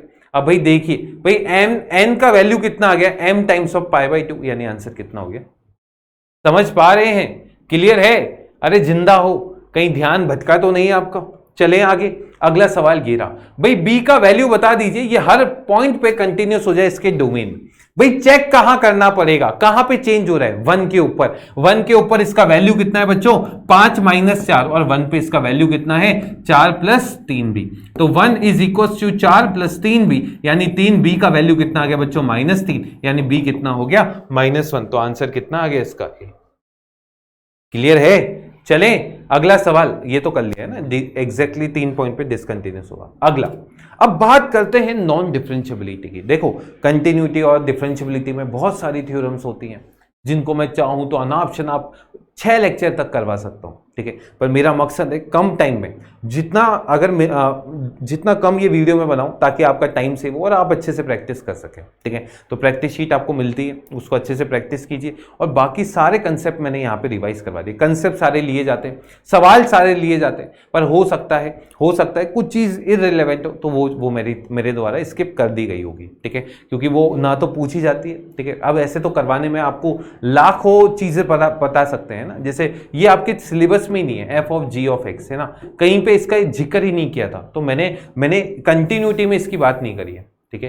कहीं पे हाँ मेंस में इसका सवाल आता है ना, तो पर इसमें नहीं दिया हुआ। बाकी अगर फिर भी मैंने क्या किया, लास्ट में 1-2 सवाल ले लिए, लास्ट में क्या किया 1-2 सवाल ले लिया, अगर आ भी जाते तो कर लेना, ठीक है। लिखो इसको, लिखो। चलिए, तो अब बात करते हैं डिफरेंशियबिलिटी की या फिर डेरिवेबिलिटी की, ठीक है। देखिए, नाम 2 है पर काम 1 है। सुनना, सबसे पहले बात करते हैं डिफरेंशियबिलिटी निकाला कैसे जाता है। तो भाई आप इसके लिए क्या करेंगे, आप इसका लेफ्ट हैंड डेरिवेटिव और राइट हैंड डेरिवेटिव निकाल लेंगे। पहली चीज ये याद रखना, अगर फंक्शन कंटिन्यूस नहीं है तो फिर डेरिवेबिलिटी चेक करने की जरूरत नहीं है, वो हम कभी भी डेरिवेबल नहीं हो सकता। अगर उस पॉइंट पे अगर वो फंक्शन कंटिन्यूस नहीं है तो उस पॉइंट पे वो डेरिवेबल भी नहीं होगा। हाँ, पर ये हो सकता है कि अगर डेरिवेबल नहीं हो तो कंटिन्यूस हो जाए, जैसे mod x जो है ना, ये कंटिन्यूस होता है पर इस पॉइंट पे डेरिवेबल नहीं होता। पर कोई भी ऐसा फंक्शन नहीं होता अगर कंटिन्यूस नहीं है तो डेरिवेबल तो भूल जाओ। क्लियर है। अब बात होती है सर डेरिवेबिलिटी का फॉर्मूला क्या होता है, तो भाई इसके 2 फॉर्मूले होते हैं, ये सब छोड़ो, मैं तुम्हें 2 फॉर्मूले सीधे सीधे बताता हूं। पहला फॉर्मूला LHD का और दूसरा लिख दीजिएगा RHD का। भाई LHD का फॉर्मूला, अगर मैं x = a के ऊपर बात करता हूं, limit h tending to 0 f of बच्चों कितना आ जाएगा, a minus h minus f of a upon कितना आ जाएगा, माइनस h। और बच्चों इसका फॉर्मूला हो जाएगा लिमिट h टेंडिंग टू 0 और यहां पे कितना आ जाएगा, f of a plus h minus f of a upon h। ऐसा।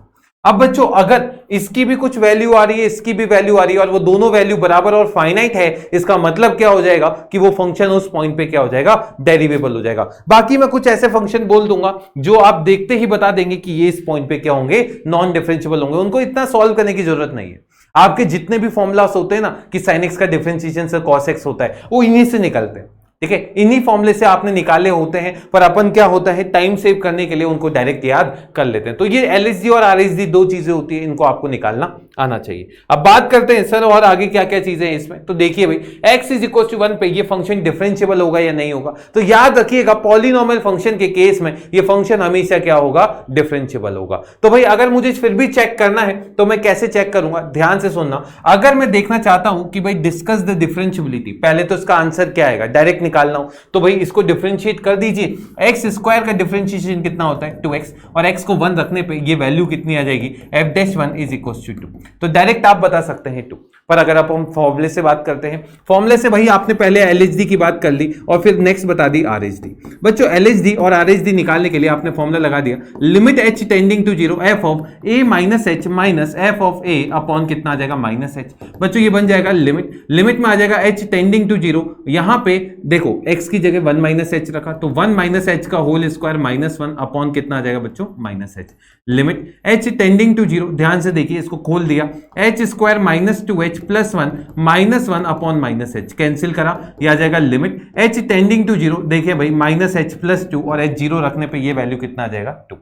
सिमिलरली RHD की बात करते हैं, लिमिट h टेंडिंग टू 0, ये आ जाएगा f ऑफ 2 प्लस h, है ना भाई, f ऑफ 1 प्लस h यानी 1 प्लस h का whole square minus 1 upon h, इसको सॉल्व कीजिएगा, ये वापस से कितना आ जाएगा, 2।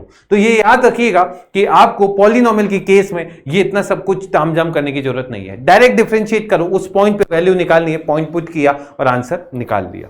चलते हैं आगे चलते हैं। अगला आपको प्रूव करना है ये फंक्शन नॉन डिफरेंशिएबल होगा 0 के ऊपर। बाकी हर जगह डिफरेंशिएबल होता है, सिर्फ कहां पे होता है, जहां पे ये अंदर वाली वैल्यू ये x 0 हो रहा है, ठीक है, तो 0 के ऊपर। जैसे mod ऑफ x माइनस 1 है, ये कहां पे नॉन डिफरेंशिएबल होगा, 1 के ऊपर, ठीक है। अब ये क्यों होता है, क्योंकि बच्चों यहां पे इसका क्या बनता है, एक शार्प कॉर्नर बनता है, और ये शार्प कॉर्नर बनने की वजह से देखो इस पॉइंट पे इसका स्लोप है ना भाई, स्लोप से डिफाइन करते हैं अपन, तो इस पॉइंट पे स्लोप कितना आ गया 1 और इसमें -1, तो इसलिए ये डिफरेंशिएबल नहीं होगा। पर अगर आप फॉर्मूले से चलना चाहते हैं तो ध्यान से देखिए, इसमें बनेगा limit h tending to 0 f of 0 - h, तो यहां लगा दीजिए 0 - h माइनस 0 अपॉन -h। बच्चों इसको सॉल्व करना है, ये बन जाएगा लिमिट h टेंडिंग टू 0, अब ये देख सकते हैं मॉड नेगेटिव के साथ खुलेगा, तो माइनस ऑफ -h अपॉन कितना आ गया -h। बच्चों ये कितना आ गया h upon -h which is equal to -1। क्या ये बात आप समझ पा रहे हैं? क्या ये आपको क्लियर है? अगला बात करते हैं लिमिट में आ गया h टेंडिंग टू 0, ये आ जाएगा 0 + h और साथ में -0 अपॉन कितना आ गया h which is equal to 1। तो भाई एक वैल्यू -1 है, एक वैल्यू 1 है, इसका मतलब ये फंक्शन यहां पे डिफरेंशिएबल नहीं होगा। ठीक है, बाकी अब इसको इतना नहीं करेंगे, इतना तो ठीक है, ये सिखाने के लिए बढ़िया है। बाकी डायरेक्ट देखो मॉड ऑफ x - 1 है तो क्या बोलोगे 0 के ऊपर 1 के ऊपर नॉन डिफरेंशिएबल, अगर x है तो भाई 0 के ऊपर नॉन डिफरेंशिएबल होगा। अरे समझ पा रहे हो? अगला ये रहा।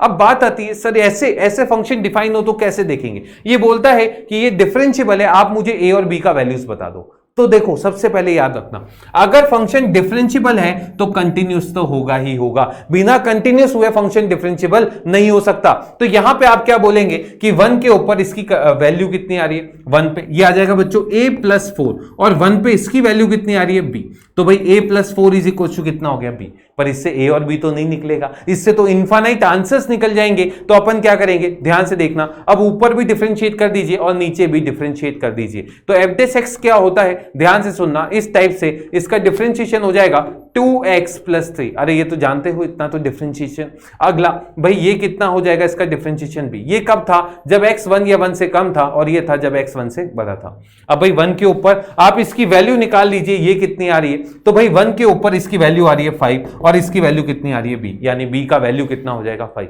अब b को जैसे ही आप 5 रखेंगे a का वैल्यू कितना हो जाएगा बच्चों 1, यानी a1 और b कितना आ जाएगा 5। इस तरीके से आप इसको सॉल्व कर सकते हैं। समझ पा रहे हैं? क्लियर है आपको? चलें आगे, चलें, ग्रेट। सोए तो नहीं? हाँ, मजा आ रहा है। अब देखो कैलकुलस चालू हो गई और कैलकुलस आते ही रौनक सर को अलग टाइप का जोश आ जाता है ना, तो आज देख सकते हैं। हाँ अच्छा, एक चीज बताइए, इसमें अगर मैं आपसे पूछता f'1 माइनस क्या होगा, बताना जरा। देखो कितना होगा, हाँ 5, क्योंकि 1 से कम इस पे आ रहा है, और f'1 प्लस कितना होगा b, और क्योंकि ये डिफरेंशिएबल बोल रखा है तो दोनों को बराबर कर दिया तो b 5 हो गया। तो f'1 का वैल्यू कितना हो गया 5, है ना, ये याद रखिएगा। चले आगे, अगला सवाल ये रहा, भाई ये बताना है ये कहां पे नॉन डिफरेंशिएबल है। सीधे सीधे एक काम करो, मॉड के अंदर वाली वैल्यू को 0 कर दो, तो cos x 0 हो गया। अब cos x 0 कब होता है, जब x क्या होता है π/2, 3π/2, इस टाइप से। इसको ऐसा भी लिख सकते हैं 2n + 1 π/2, इस टाइप से। तो भाई देखें, ये कंटिन्यूस तो हमेशा होता है, कंटिन्यूस में कोई दिक्कत नहीं देगा। सिर्फ दिक्कत कहां देगा भाई, मॉड x जो है वो कंटिन्यूस होता है, पर दिक्कत कहां देता है, दिक्कत देता है जहां पे ये 0 हो जाता है मॉड के अंदर वाली, यानी आप क्या बोलेंगे, continuous everywhere but non differentiable at this point, क्योंकि यहां पे cos x क्या होता है 0। सॉल्व करने की जरूरत है क्या, डायरेक्ट आंसर लगा सकते हो। चलें आगे चलें, अगला ये रहा। भाई रिलेशन यही होता है कि जो भी डिफरेंशिएबल फंक्शन होता है वो कंटिन्यूस होता है, पर every continuous function need not to be differentiable. सबसे मस्त एग्जांपल आपके सामने है, क्या है, हाँ मॉड x का। चलें आगे, अगला ये रहा, the set of points where this is non differentiable, है ना, दिस इज डिफरेंशिएबल, ये नॉन डिफरेंशिएबल। अच्छा, नॉन डिफरेंशिएबल करना है, इसको डिफरेंशिएबल करेंगे। ये डिफरेंशिएबल तो फिर हर जगह आ जाता है एक पॉइंट को छोड़ के, है ना। नॉन डिफरेंशिएबल कहां होगा, तो देखिए भाई f ऑफ x क्या दे रखा है, ये दे रखा है 2x - 1 × sin x।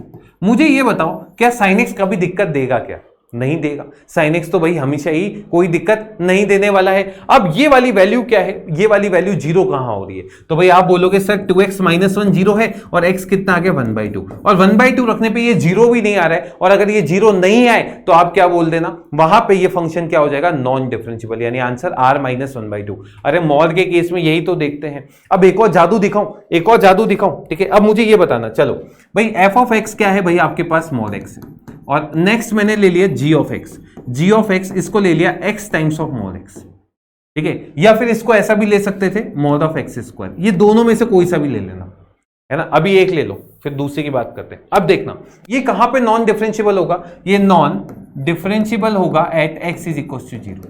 अब बात आती है सर ये कहां पे नॉन डिफरेंशियबल होगा? ये हमेशा डिफरेंशियबल होगा। ये क्या होगा? हमेशा डिफरेंशियबल। क्यों बच्चों? देखो मॉड x की वजह से शार्प कॉर्नर आएगा, पर अगर x से मल्टीप्लाई कर दोगे ना बच्चों, x स्क्वायर में ये शार्प कॉर्नर नहीं आता, स्मूथ कर्व आता है। क्या आता है? Smooth curve. और इधर भी क्या आएगा? ये स्मूथ कर्व इस टाइप से आएगा। ठीक है, अगर आप इसमें फिर भी चाहते हो सॉल्व करना तो ध्यान से देखें, इसको मैं डिफाइन कर देता हूं। अगर x पॉजिटिव है और x क्या है? नेगेटिव। ठीक है, x पॉजिटिव होगा, ये पॉजिटिव के साथ खुलेगा तो x स्क्वायर, और नेगेटिव होगा तो माइनस एक्स स्क्वायर। इसका डिफरेंशिएशन कितना हो गया?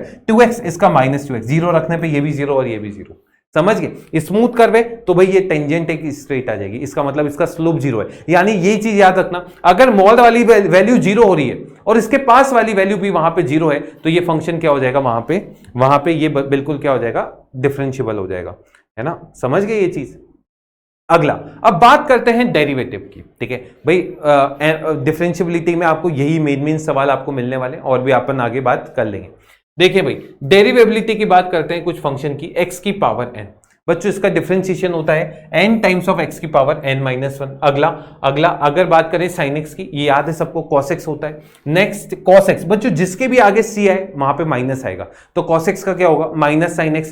tan x का होता है बच्चों secant square x, cot x का होता है minus cosec square x, secant का सीकेंट x tan x, और cos x का minus cosec x cot x। कोई भी निकालने का मन है, आपको फॉर्मूला बता दिया, f of x plus h minus F x upon h, इस तरीके से आप निकाल सकते हैं।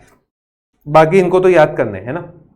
अगला भाई, कुछ रूल्स होते हैं अगर आपके पास दो फंक्शन प्लस में, और इन दोनों को आपको क्या करना है? इन दोनों को आपको डिफरेंशिएट करना है, तो भाई दोनों को अलग अलग डिफरेंशिएट कर सकते हैं। अगर दो सब्ट्रैक्शन में तो अलग अलग कर सकते हैं, अगर u इंटू वी प्रोडक्ट में तो इसमें प्रोडक्ट रूल लगता है। ध्यान से देखिए क्या होता है, एक को छोड़ो दूसरी को ले जाओ, प्लस दूसरी को रखो पहली को ले जाओ। समझ गए? और अगर ऊपर वाली और नीचे वाली का खेल खेल रहे हो, जैसे कपिल शर्मा ने खेला था, ठीक है, याद है वो करवा चौथ के दिन 4 जने थे। हाँ समझ रहे हो? हाँ ये चीजें अच्छे से समझते हो, तो ध्यान से देखिए इसमें क्या होता है। इसमें होता है बच्चों, ये हटाओ माइनस, है ना भाई, नीचे वाली ऊपर वाली का डिफरेंशिएशन माइनस, ऊपर वाली नीचे वाली का डिफरेंशिएशन अपॉन नीचे वाली का होल स्क्वायर। समझ गए? चले, डेरिवेटिव ऑफ कंपोजिट फंक्शन। अब यहां पे कंपोजिट फंक्शन जो होते हैं उनका डेरिवेटिव आपको सीखना चाहिए। ध्यान से देखिए, मैंने एक फंक्शन लिखा y is equal to f of g of h of x, इस टाइप का फंक्शन के अंदर फंक्शन है। अब मुझे इसका डिफरेंशिएशन करना है, मुझे क्या करना है? dy बाई dx निकालना है। बच्चों याद रखना, डिफरेंशिएशन करते वक्त आपको लेफ्ट से चलना है, लेफ्ट से जो जो फंक्शन आया उसको करते जाओ, अंदर वाले को छुपाते जाओ। सबसे पहले कौन आ गया? f। भाई अंदर वाली को छुपाया तो fx का डिफरेंशिएशन क्या होता है? f dash. अब x की जगह क्या आ जाएगा? ये पूरा function g of h of x। सही है क्या? मल्टीप्लाई। अब f का काम हो गया, तो बचा हुआ कौन है? बचा हुआ है g, है ना। बचा हुआ, ये तो हटा ही दिया इसने, ठीक है। बचा हुआ कौन है? g। भाई g का डिफरेंशिएशन हो गया g डैश hx, और फिर कितना आ जाएगा? h dash x। और इस तरीके से आप इसका डिफरेंशिएशन करते हैं, लेफ्ट से चलते जाएं और सॉल्व करते जाएं। चलें आगे चलें। अगला ये रहा चेन रूल, या मैंने सिखा दी। देखिए भाई, इसका डिफरेंशिएशन करना है। भाई y इज इक्वल टू कितना है? Sine of x square plus 5। ठीक है, अब इसका डिफरेंशिएशन हो गया dy by dx is equal to, देखो इसका डिफरेंशिएशन हो गया cos of x square plus 5। समझ गए? इसको छुपाया, साइन का डिफरेंशिएशन cos इनटू, अब अंदर वाले को इसको हटाओ, बचा हुआ कौन है? इसका डिफरेंशिएशन 2x। अरे समझ गए? इतना तो जानते हो डिफरेंशिएशन, नहीं जानते? क्लियर है? चले, अगला ये रहा भाई, इसका डिफरेंशिएशन निकालना है, dy बाई dx निकालना है, तो कितना आ जाएगा? देखिए सबसे पहले साइन का डिफरेंशिएशन हो गया cos of cos x square into, अब इसका डिफरेंशिएशन हो जाएगा minus sine of x square into, अब बचा हुआ कौन है? x स्क्वायर, तो इसका डिफरेंशिएशन 2x। लेफ्ट से चलते जाओ, आंसर निकालते जाओ। अगला ये रहा, e की पावर x का डिफरेंशिएशन क्या होता है? e की पावर x, कुछ एक्सपोनेंशियल और लॉगरिथमिक डिफरेंशिएशन स्टैंडर्ड वाले होते हैं, उनका बताता हूं। अब भाई मुझे ये बता दो, dy by dx of e की पावर 2x प्लस 3, इसका डिफरेंशिएशन क्या होगा? तो चेन रूल लगा दो, इधर से चलो। सबसे पहले e की पावर x का क्या हो गया? e की पावर x, और साथ में भाई इसका डिफरेंशिएशन कितना हो जाएगा? 2। समझ गए? लेफ्ट से चलते जाना है और आंसर निकालते जाना है। अगला ये रहा भाई, a की पावर x का डिफरेंशिएशन होता है a की power x into log a to the base e। अगला log x का डिफरेंशिएशन 1 अपॉन x होता है, और अगर बच्चों बेस में a है e की जगह, तो 1 अपॉन x और साथ में log a डिवाइड में आ जाएगा। चले अब भाई बताते जाइए, इसको डिफरेंशिएट करना है। देखें e की पावर एक्स स्क्वायर तो आ जाएगा e की पावर एक्स स्क्वायर इंटू कितना हो जाएगा 2x, समझ पा रहे हैं? इसका डिफरेंशिएशन बताइए, e की पावर -3x इंटू कितना हो जाएगा -3। अरे बहुत आसान है डिफरेंशिएशन, मजा आता है नहीं आता करने में, बताना भाई। अगला ये रहा भाई साइन, अब इनवर्स ट्रिग्नोमेट्रिक फंक्शंस की बात कर रहा हूं मैं। सबसे पहला साइन इनवर्स एक्स। बच्चों साइन इनवर्स एक्स का डिफरेंशिएशन होता है 1/√1 माइनस एक्स स्क्वायर। निकालने का सबका एक ही मेथड है, ठीक है, वो फॉर्मूला लगाइए और निकालिए। अगला कॉस इनवर्स एक्स का बच्चों एक माइनस आ जाता है, यहां पे माइनस ऑफ कितना हो जाता है 1/√1 माइनस एक्स स्क्वायर। इसके बाद आ गया होगा tan inverse x 1/1 plus x square, और कॉट इनवर्स बच्चों इसका नेगेटिव होता है, ये बन जाएगा -1/1 प्लस एक्स स्क्वायर, है ना, ये कॉट लिख देना। ये कितना आ गया कॉट, है ना, भांग खा के बनाई थी आज किसी ने। चले अगले सीकेंट इनवर्स एक्स, बच्चों ये हो गया -1/, है ना, ये प्लस आएगा 1/x इंटू √x स्क्वायर -1, ठीक है। और नेक्स्ट है कॉसेक इनवर्स एक्स, इसका ये -1/x √x स्क्वायर -1। चले मेन इसमें दो होते हैं, एक तो साइन इनवर्स एक्स और एक टेन इनवर्स एक्स, इन दोनों को अच्छे से याद कर लेना। चले अब बात आती है सर डेरिवेबिलिटी ऑफ इम्प्लिसिट फंक्शन। यार ये बहुत बड़ा चैप्टर है, इसकी जब मैं वो पीपीटी बनवा रहा था ना, तो मतलब मैं सोच रहा था यार क्या क्या करूं, कितनी जल्दी जल्दी मैं निपटा सकूं, क्योंकि कोशिश रहती है जितना कम टाइम में आपका वीडियो, ठीक है, आपके लिए उतना बेनिफिशियल रहे, ठीक है। पर देखो अब कुछ वीडियोस लंबे जाएं तो उसके लिए थोड़ा सा आप पेशेंस रख लेना, ठीक है। बाकी ये चैप्टर आप भी सोच सकते हैं कितना लंबा है, आपके एनसीईआरटी में 11 एक्सरसाइज है और प्लस मिसलिनियस और है शायद खतरनाक। अगला इम्प्लिसिट फंक्शन। बच्चों इम्प्लिसिट फंक्शन कौन से फंक्शन होते हैं, सुनना मेरी बात। पहला फंक्शन मैंने लिख दिया y is equals to sine x plus 2x। ये एक एक्सप्लिसिट फंक्शन है। अगर y in terms of x दे रखा है तो ये एक्सप्लिसिट होगा, पर अगर यहां पे मैं लिख देता x square plus 2xy plus y square is equals to 2x plus 3, ये कौन सा फंक्शन हो गया, ये इंप्लिसिट हो गया, क्योंकि यहां पे x और y एक दूसरे में गुत्थम गुत्था है, y आपको निकाल के दे नहीं रखा है। तो इस टाइप के फंक्शन क्या होते हैं, ये इंप्लिसिट फंक्शन होते हैं। अब इनका डिफरेंशिएशन अपन सीखेंगे। इनका डिफरेंशिएशन करना बहुत आसान है। आप x को अलग ट्रीट कीजिए, y को अलग ट्रीट कीजिए, ठीक है, दोनों वेरिएबल है, कोई कांस्टेंट नहीं है, ये याद रखना, ठीक है। अब जैसे ये है, आपको इसका dy/dx निकालना है। सुनना कैसे करेंगे, सबसे पहले लेफ्ट हैंड साइड पे डिफरेंशिएट कीजिए। लेफ्ट साइड का डिफरेंशिएशन कितना हो जाएगा बच्चों 3x स्क्वायर प्लस बच्चों y क्यूब का डिफरेंशिएशन कितना होगा। सुनना सबसे पहले बात करते हैं dy/dx ऑफ y। बच्चों y का डिफरेंशिएशन होता है dy/dx, ऐसा लिख सकते हो, इसको अपन y1 भी लिख देते हैं।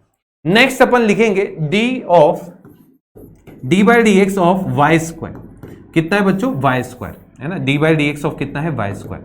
सुनना y स्क्वायर है, क्या ये ऐसा कुछ है क्या, y का होल स्क्वायर, इसमें चेन रूल लगाया तो भाई x स्क्वायर का डिफरेंशिएशन 2x होता है, तो y स्क्वायर का डिफरेंशिएशन कितना हो जाएगा 2y, पर y का डिफरेंशिएशन भी करना होगा, ये हो जाएगा dy/dx।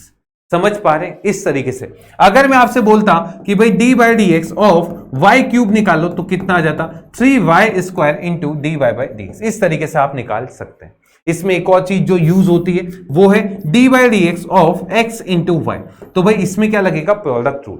तो भाई सबसे पहले x को छोड़ा और y का डिफरेंशिएशन y1 प्लस y को छोड़ा x का डिफरेंशिएशन 1, इस तरीके से आप इसको लिख सकते हैं। तो भाई अब ध्यान से देखिए y क्यूब है, तो बच्चों इसका डिफरेंशिएशन हो गया 3y square into y1 is equal to, देखो 3a तो कांस्टेंट है, x इंटू y का डिफरेंशिएशन बताइए, ये बन जाएगा x इंटू y1 प्लस कितना आ गया y। अगर आप देखोगे 3 से 3 कैंसिल कर दो, आपको y1 निकालना है। y1 निकालने के लिए इस y1 वाली टर्म्स को इधर ले आइए, y square y1 minus ax y1 is equal to ay minus x square. बच्चों यहां से y1 कॉमन निकाला तो ay minus x square upon y square minus ax, इस तरीके से आप निकाल सकते हैं। समझ पा रहे हैं, चलें आगे चलें। अगला ये रहा, ये इंपॉर्टेंट सवाल है और इसको आपको एमसीक्यू में भी वो दे सकता है। कैसे देगा, ध्यान से सुनना, वो 4 ऑप्शन बना देगा इसको क्रॉस मल्टीप्लाई करके। भाई ऐसा लिख देगा 1 plus x square into y1 plus 1 is equal to 0। दूसरा option 1 plus x square into y1 minus 1 is equal to 0। 1 plus y square into y1 minus 1 is equal to 0 और 1 plus y square into y1 plus 1 is equal to 0। अब देखना इसको solve कैसे करते हैं। सबसे पहले इसमें आपको डायरेक्ट डिफरेंशिएशन नहीं करना है। ये वो सवाल है जहां पे तुम्हारे सर जब पढ़ते थे वो अपने पिताजी से उलझ गए थे, है ना, मतलब उन्होंने ये सवाल दिया था और बोला था अगर तूने एक बार में सॉल्व कर दिया, ठीक है, तो बहुत बड़ी स्टोरी है इसकी, है ना, उसमें मैं उलझ गया था, ठीक है, सवाल में उलझ गया था, पापा से नहीं उलझा था, तो हो गया था मेरा काम। अब तुम भी एक बार ट्राई करना, ठीक है, और बताना क्या पहली बार में तुम ये कर पाए। 4 ऑप्शन है आपके पास, है ना, अच्छा प्रूव करना है ना, तो भी बता देना क्या तुमसे पहली बार में सॉल्व हो गया। अब देखो इसको सॉल्व करने के लिए इसको मैं इधर लेकर आया, तो बच्चों ये हो गया x under root 1 plus y is equal to minus y under root 1 plus x. बच्चा गलती क्या करता है, डायरेक्ट डिफरेंशिएट कर देता है, वहीं उसका काम खराब हो जाता है। दोनों साइड स्क्वायर कर दीजिए, तो x square times of 1 plus y is equal to y square times of 1 plus x. क्या ये समझ पा रहे हैं? अब देखो यहां से इसको सॉल्व किया तो x square plus x square y is equal to y square plus x times of y square. इसको इधर लाइए, ये हो गया x square minus y square plus इसको इधर लाए तो x square y minus x y square is equal to 0। इसके फैक्टर हो गए x minus y into x plus y, और इसमें से आप कॉमन निकाल लीजिए एक्स वाई, तो ये आ जाएगा x minus y is equal to 0। तो वही एक फैक्टर आ गया एक्स माइनस वाई, दूसरा फैक्टर आ गया x plus y plus x y is equal to 0। बच्चों ये नहीं हो सकता, क्योंकि अगर तुम y को x रख दोगे ना इसके अंदर, सिर्फ एक ही पॉइंट आएगा, तो ये तो पूरा फंक्शन है, एक पॉइंट की थोड़ी ना बात कर रहे हैं। तो यहां से आप y निकाल लीजिए, तो x plus y times of 1 plus x is equal to 0। इसको इधर ले गए तो y कितना आ गया minus x upon 1 plus x. अब बात आती है सर इसका dy बाई dx क्या होगा, तो ध्यान से देखें इसका dy बाई dx निकालने के लिए मैंने क्या किया, मैंने इसको ऐसा लिख दिया, मैंने डायरेक्ट डिफरेंशिएट नहीं किया, ऊपर वाली नीचे वाली का खेल नहीं खेला, इसको मैंने क्या किया, ऐसा लिखा हुआ था, मैंने -1 और +1 कर दिया। उसका फायदा क्या हुआ देखना, ये बन गया minus x times of +1 upon x plus 1, और +1 अपॉन कितना आ गया एक्स प्लस 1, ये कैंसिल हो गया, तो y कितना आ गया -1 + 1 अपॉन एक्स प्लस 1। अब डायरेक्ट डिफरेंशिएट करो तो dy बाई dx 1 का तो कितना हो गया 0, और बच्चों 1 अपॉन एक्स, इसको ऐसा लिख सकते हो क्या, x प्लस 1 की होल पावर -1। अब बताओ x की पावर n का डिफरेंशिएशन होता है,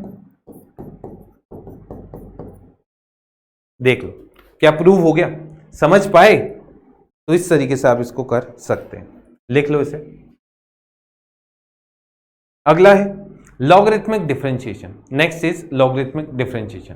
इसे लिखें और पहले अपन ये देखते हैं ये कहां पे यूज होता है। तो देखें भाई, लॉगरिथमिक डिफरेंशिएशन की बात करते हैं कि ये अपन यूज कब करते हैं, ध्यान से देखिएगा। इसमें सबसे पहले अगर मानिए किसी फंक्शन की पावर फंक्शन है, जैसे x की पावर x, sin x की पावर x, तो अपन क्या करते हैं यहां पे लॉगरिथमिक डिफरेंशिएशन यूज करते हैं। दूसरा, अगर बहुत सारे फंक्शन है जो मल्टीप्लाई और डिवाइड में है, तो भी आप लॉगरिथमिक फंक्शन को यूज कर सकते हैं। अब इसका यूज कैसे करेंगे, जैसे एक सवाल है आपके पास, देखें भाई यहां पे a की पावर x का डिफरेंशिएशन करना है। आप जानते हैं डायरेक्ट ये क्या आएगा, a की power x into ln m, ठीक है, तो ये ऐसा आ जाता है। पर इसका आएगा कैसे उसकी मैं बात करता हूं, ध्यान से सुनना बच्चों। अगर आप y को मान लेते हैं a की पावर x और दोनों साइड log ले लेते हैं, जिसका बेस है e, तो भाई यहां पे कितना आ गया log y to the base e is equal to, यहां पे आ जाएगा log a, यहां पे x और बेस कितना आ गया e, आप जानते हैं x आगे आ जाएगा और ये बन जाएगा log a to the base e। दोनों साइड डिफरेंशिएट कीजिए भाई, log y का डिफरेंशिएशन, log का डिफरेंशिएशन होता है 1 अपॉन y, और y का हो जाएगा dy by dx is equal to, यहां पे बच्चों ये कांस्टेंट है, ये log a to the base e और इसका डिफरेंशिएशन 1, तो यहां से dy बाई dx कितना आ जाएगा, ये आ जाएगा y into log a to the base e। बच्चों y क्या था, a की पावर x, तो इस तरीके से आप इसको निकाल सकते हैं। दूसरा स्टैंडर्ड इसके अंदर क्वेश्चन होता है, जैसे मानिए e की पावर साइन इनवर्स x है, ठीक है। चलो इससे पहले मैं आपको 2-3 सवाल जो है अपने तरफ से करवाता हूं। सबसे पहला जिसको आपको याद भी करना है वो है y is equal to x की पावर x।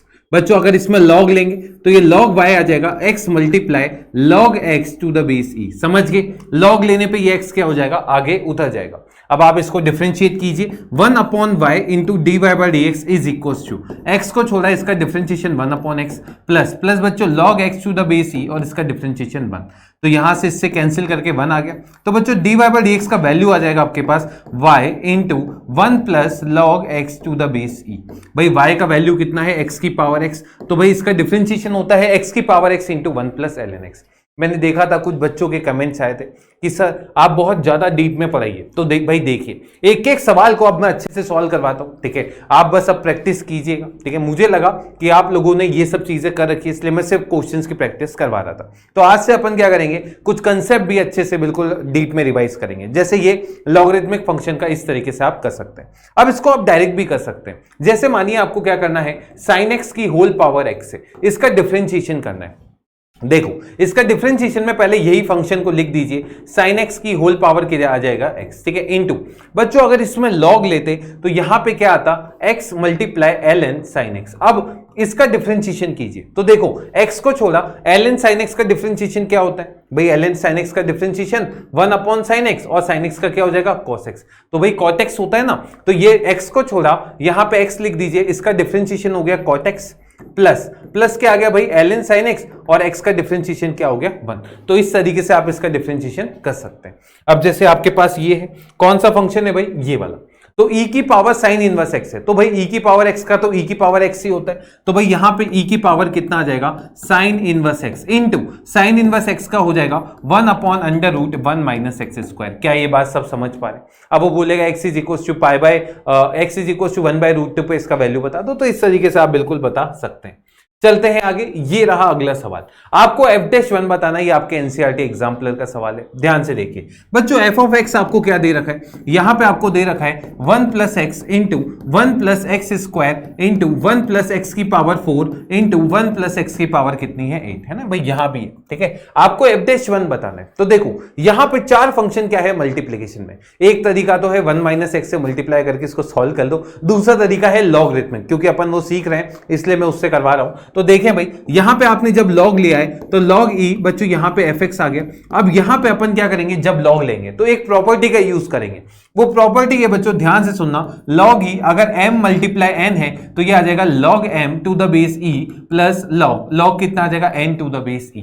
इस तरीके से अगर 3 होते तो 3 चीजें प्लस में होती, और 4 होते तो 4 चीजें क्या हो जाती प्लस में। तो आप सबको प्लस में लगा दीजिए log लगा के, तो ये आ जाएगा 1 प्लस एक्स प्लस में कितना आ जाएगा बच्चों log 1 प्लस एक्स स्क्वायर, और यहां पे कितना आ जाएगा e प्लस log e, बच्चों ये आ जाएगा 1 प्लस एक्स की पावर 4, और ये आ जाएगा प्लस log, ये आ जाएगा 1 प्लस एक्स की पावर 8, और यहां पे कितना आ जाएगा e।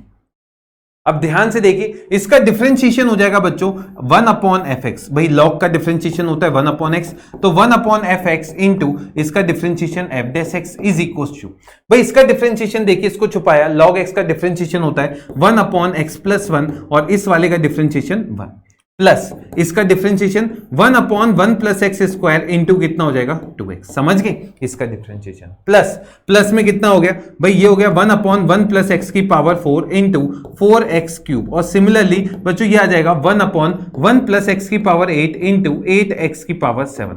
अब आप एक काम कीजिए, x को 1 रख दीजिए। जैसे x को 1 रखेंगे बच्चों यहां पे f'1 अपॉन कितना आ जाएगा f of 1, and this is equal to कितना हो जाएगा, ध्यान से देखिए, ये हो जाएगा 1 अपॉन 2 प्लस इसमें 1 रखा तो 2 अपॉन 2 प्लस इसमें 1 रखा बच्चों 4 अपॉन 2 प्लस कितना हो गया 8 अपॉन 2।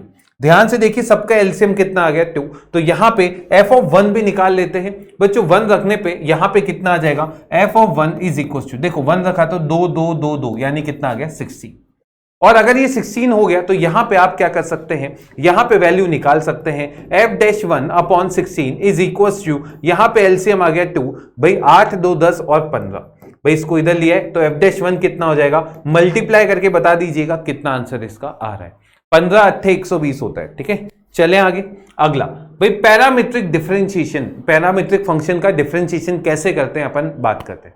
सबसे पहले समझते हैं पैरामीट्रिक फंक्शंस क्या होते हैं। यहां पे आप समझिए बच्चों, x जो है वो t के टर्म्स में दे रखा है और y भी t के टर्म्स में दे रखा है। अब आपको इसमें dy बाय dx निकालना है, तो बच्चों इसको x के रिस्पेक्ट में डिफरेंशिएट नहीं करते, इसको t के रिस्पेक्ट में करते हैं।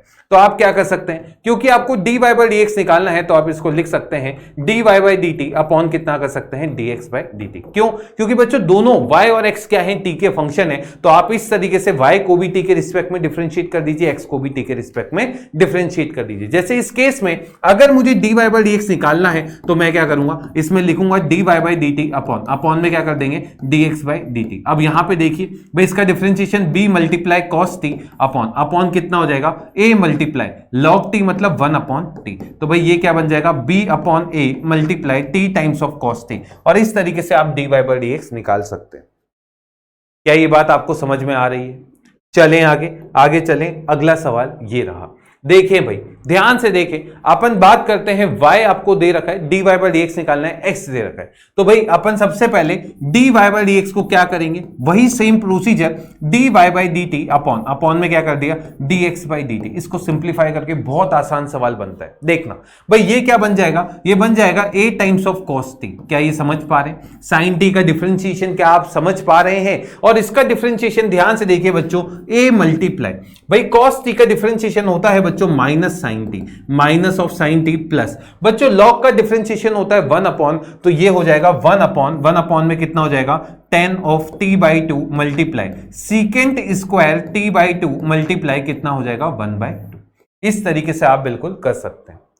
ध्यान से देखिए, अब इसको और सिंप्लीफाई कर सकते हैं आप। देखें a से a को आप कैंसिल कर सकते हैं बच्चों, यहां पे आपके पास क्या आ जाएगा, ये आ जाएगा cos ऑफ t अपॉन में बच्चों एक तो माइनस साइन t आ गया। देखना ध्यान से भाई, इस tan t को लिख दिया साइन अपॉन कॉस, क्या लिख दिया साइन अपॉन कॉस। तो बच्चों ये क्या बन जाएगा, ये आपके पास बन जाएगा sine of t by 2 upon cos of t by 2, और इनटू इसको लिख दिया 1 upon cos square t by 2, और बच्चों ये कितना हो जाएगा 1 बाई 2। अब आप देखें भाई ये इससे आप कैंसिल कर सकते हैं 1 अपॉन 2, भाई ये 2 sine a cos b, 2 sine a cos a, sine 2a का फॉर्मूला होता है। तो ये आपके पास क्या बन गया, ये बन गया कॉस ऑफ t अपॉन में आ गया माइनस साइन t, और साथ में प्लस 1 अपॉन कितना आ जाएगा बच्चों साइन t।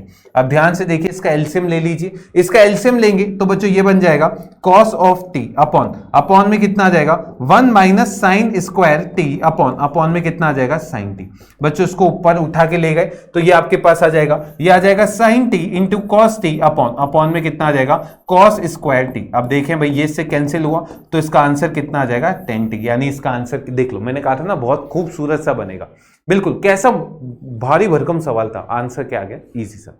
अब वो बोल सकता है कि भाई पाई बाय 4 पे इसका वैल्यू क्या होगा, तो इसमें पाई बाय 4 रख दो, है ना, पूरा डिफरेंशिएट करके t इज इक्वल टू, भाई ये पूछता t is equal to pi by 4 पे वैल्यू क्या है, पाई बाय 4 रख के आंसर बताना कितना आ रहा है। ठीक है, चले आगे। ये रहा differentiation of a function with respect to another function. ये बेसिकली कुछ नहीं बोल रहा था, आप ऊपर वाले का डिफरेंशिएट कर दो, नीचे वाले का डिफरेंशिएट कर दो, दोनों को डिवाइड कर दो, जैसे आपको ये बोला गया ये। अब भाई इसको डिफरेंशिएट करना है इसके रिस्पेक्ट में, तो भाई ये चीज बोल रहा है कि भाई साइन स्क्वायर एक्स को आप क्या कर दीजिए डिफरेंशिएट कर दीजिए, किसके रिस्पेक्ट में, e की पावर cos x के रिस्पेक्ट में। अब यहां देखिए ये x का फंक्शन है, ये भी x का फंक्शन है, तो इसको ऐसा कर सकते थे क्या, d of sine square x upon में dx, अपॉन में कितना आ जाएगा बच्चों d ऑफ e की पावर cos x अपॉन कितना आ जाएगा dx। इसका डिफरेंशिएशन हो जाएगा 2 sin x into cos x upon में हो जाएगा e की पावर cos x इंटू कितना हो जाएगा माइनस साइन एक्स। समझ पा रहे हैं, कैंसिल होके कितना आ जाएगा -2 cos x अपॉन e की पावर cos x, और ये आपका फाइनल आंसर। तो कुछ नहीं करना, जो ऊपर वाला है अब विथ रिस्पेक्ट टू में नीचे वाला, ऊपर वाले का डिफरेंशिएशन और नीचे वाले का डिफरेंशिएशन। चलें आगे चलें। अगला सवाल ये रहा, डिफरेंशिएशन ऑफ इनफाइनाइट सीरीज। इस टाइप का सवाल भी आपके पास आएगा।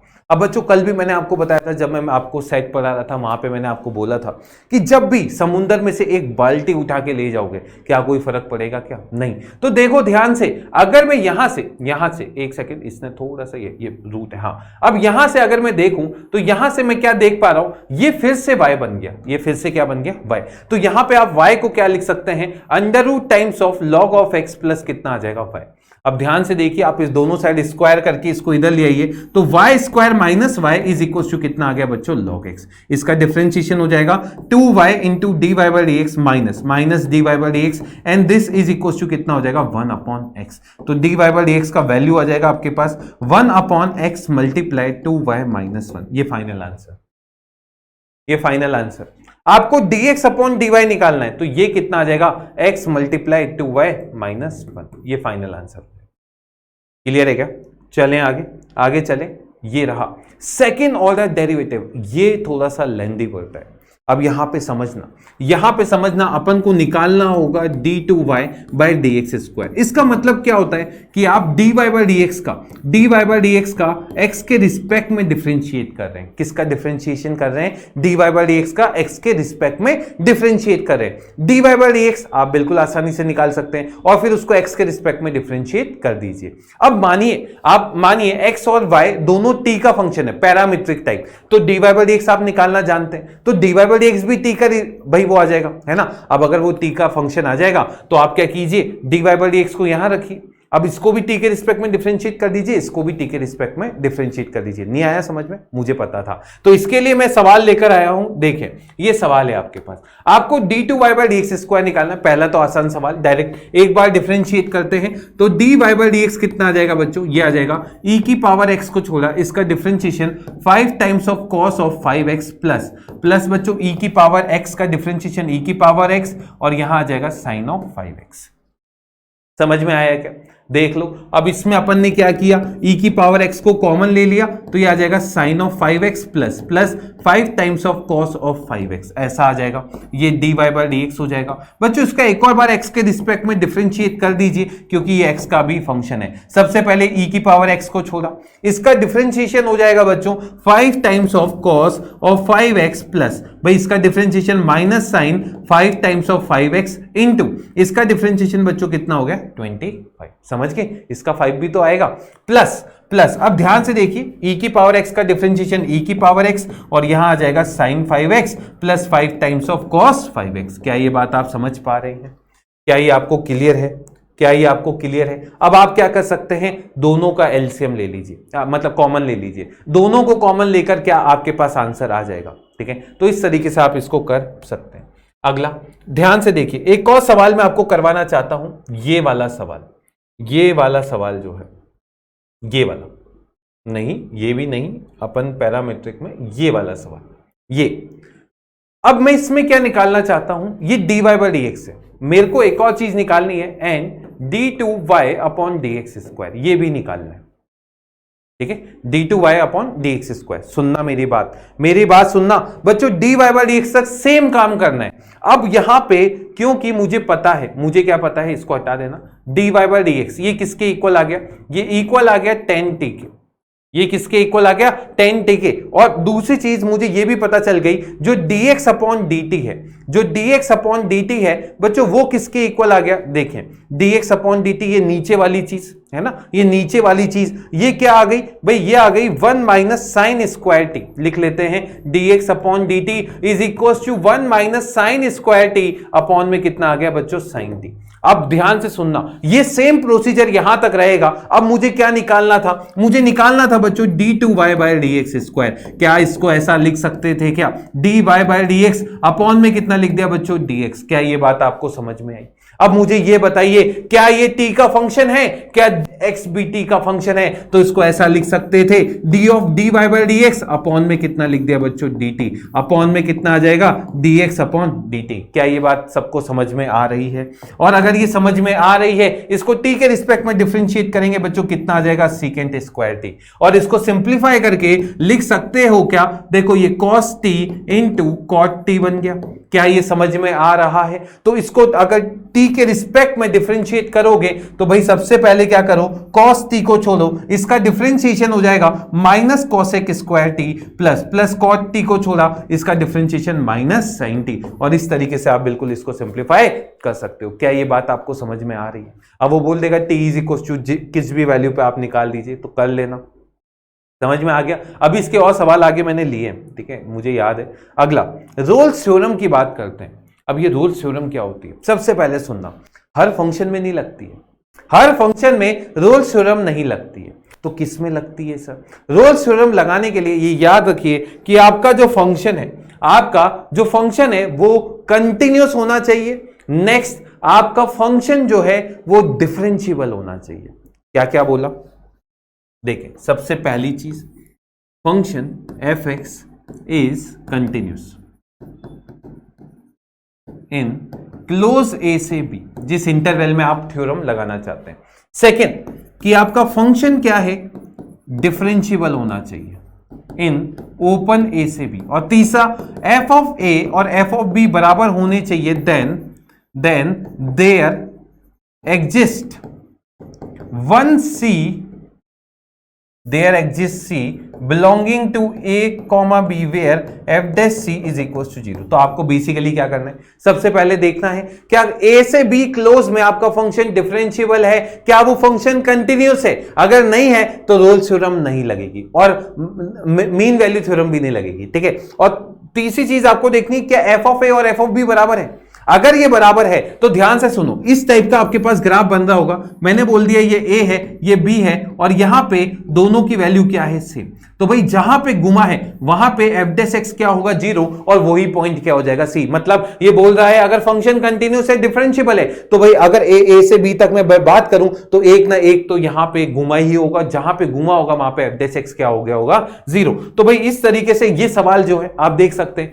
क्या ये फंक्शन कंटिन्यूस है, बिल्कुल है। क्या ये फंक्शन डिफरेंशिएबल है, बिल्कुल है। अब आपको वहां पे कैसे पूछेगा, वो बोलेगा find c of Rolle's theorem. तो आप क्या कीजिएगा, आप बोल दीजिएगा सबसे पहले एफ ऑफ -4 निकाल दीजिए। भाई एफ ऑफ -4 आ गया 16 - 8 विच इज इक्वल टू 0, और एफ ऑफ 2 भी निकाल दीजिए 4 + 4 - 8 and which is equal to 0। तो भाई दोनों बराबर भी आ गए, तो फंक्शन कंटिन्यूस है, डिफरेंशिएबल है, और दोनों पे बराबर भी है। तो एफ डैश सी निकाल लीजिए। भाई एफ डैश सी कितना आ गया, 2c + 2, और जिससे जैसे इसको 0 किया सी कितना आ गया, -1। क्या ये इसमें लाई कर रहा है, तो अगर लाई कर रहा है तो सी कितना हो जाएगा, -1। क्या ये बात आप समझ पा रहे हैं। तो रोल्स थ्योरम लगाने के लिए आपको तीन ही चीजें देखनी है, कंटिन्यूस, डिफरेंशिएबल और दोनों की वैल्यू सेम। तो एफ डैश सी क्या हो जाएगा, 0। नेक्स्ट है बच्चों मीन वैल्यू थ्योरम। अब ये उसी का पार्ट है। अब वहां पे क्या होगा, देखो वहां पे दोनों वैल्यू सेम है, पर इस केस में मानिए दोनों वैल्यू सेम नहीं है। इस केस में दोनों वैल्यू क्या है, सेम नहीं है। तो मैंने क्या बोला, ये वैल्यू आ गई ए और ये आ गई बी।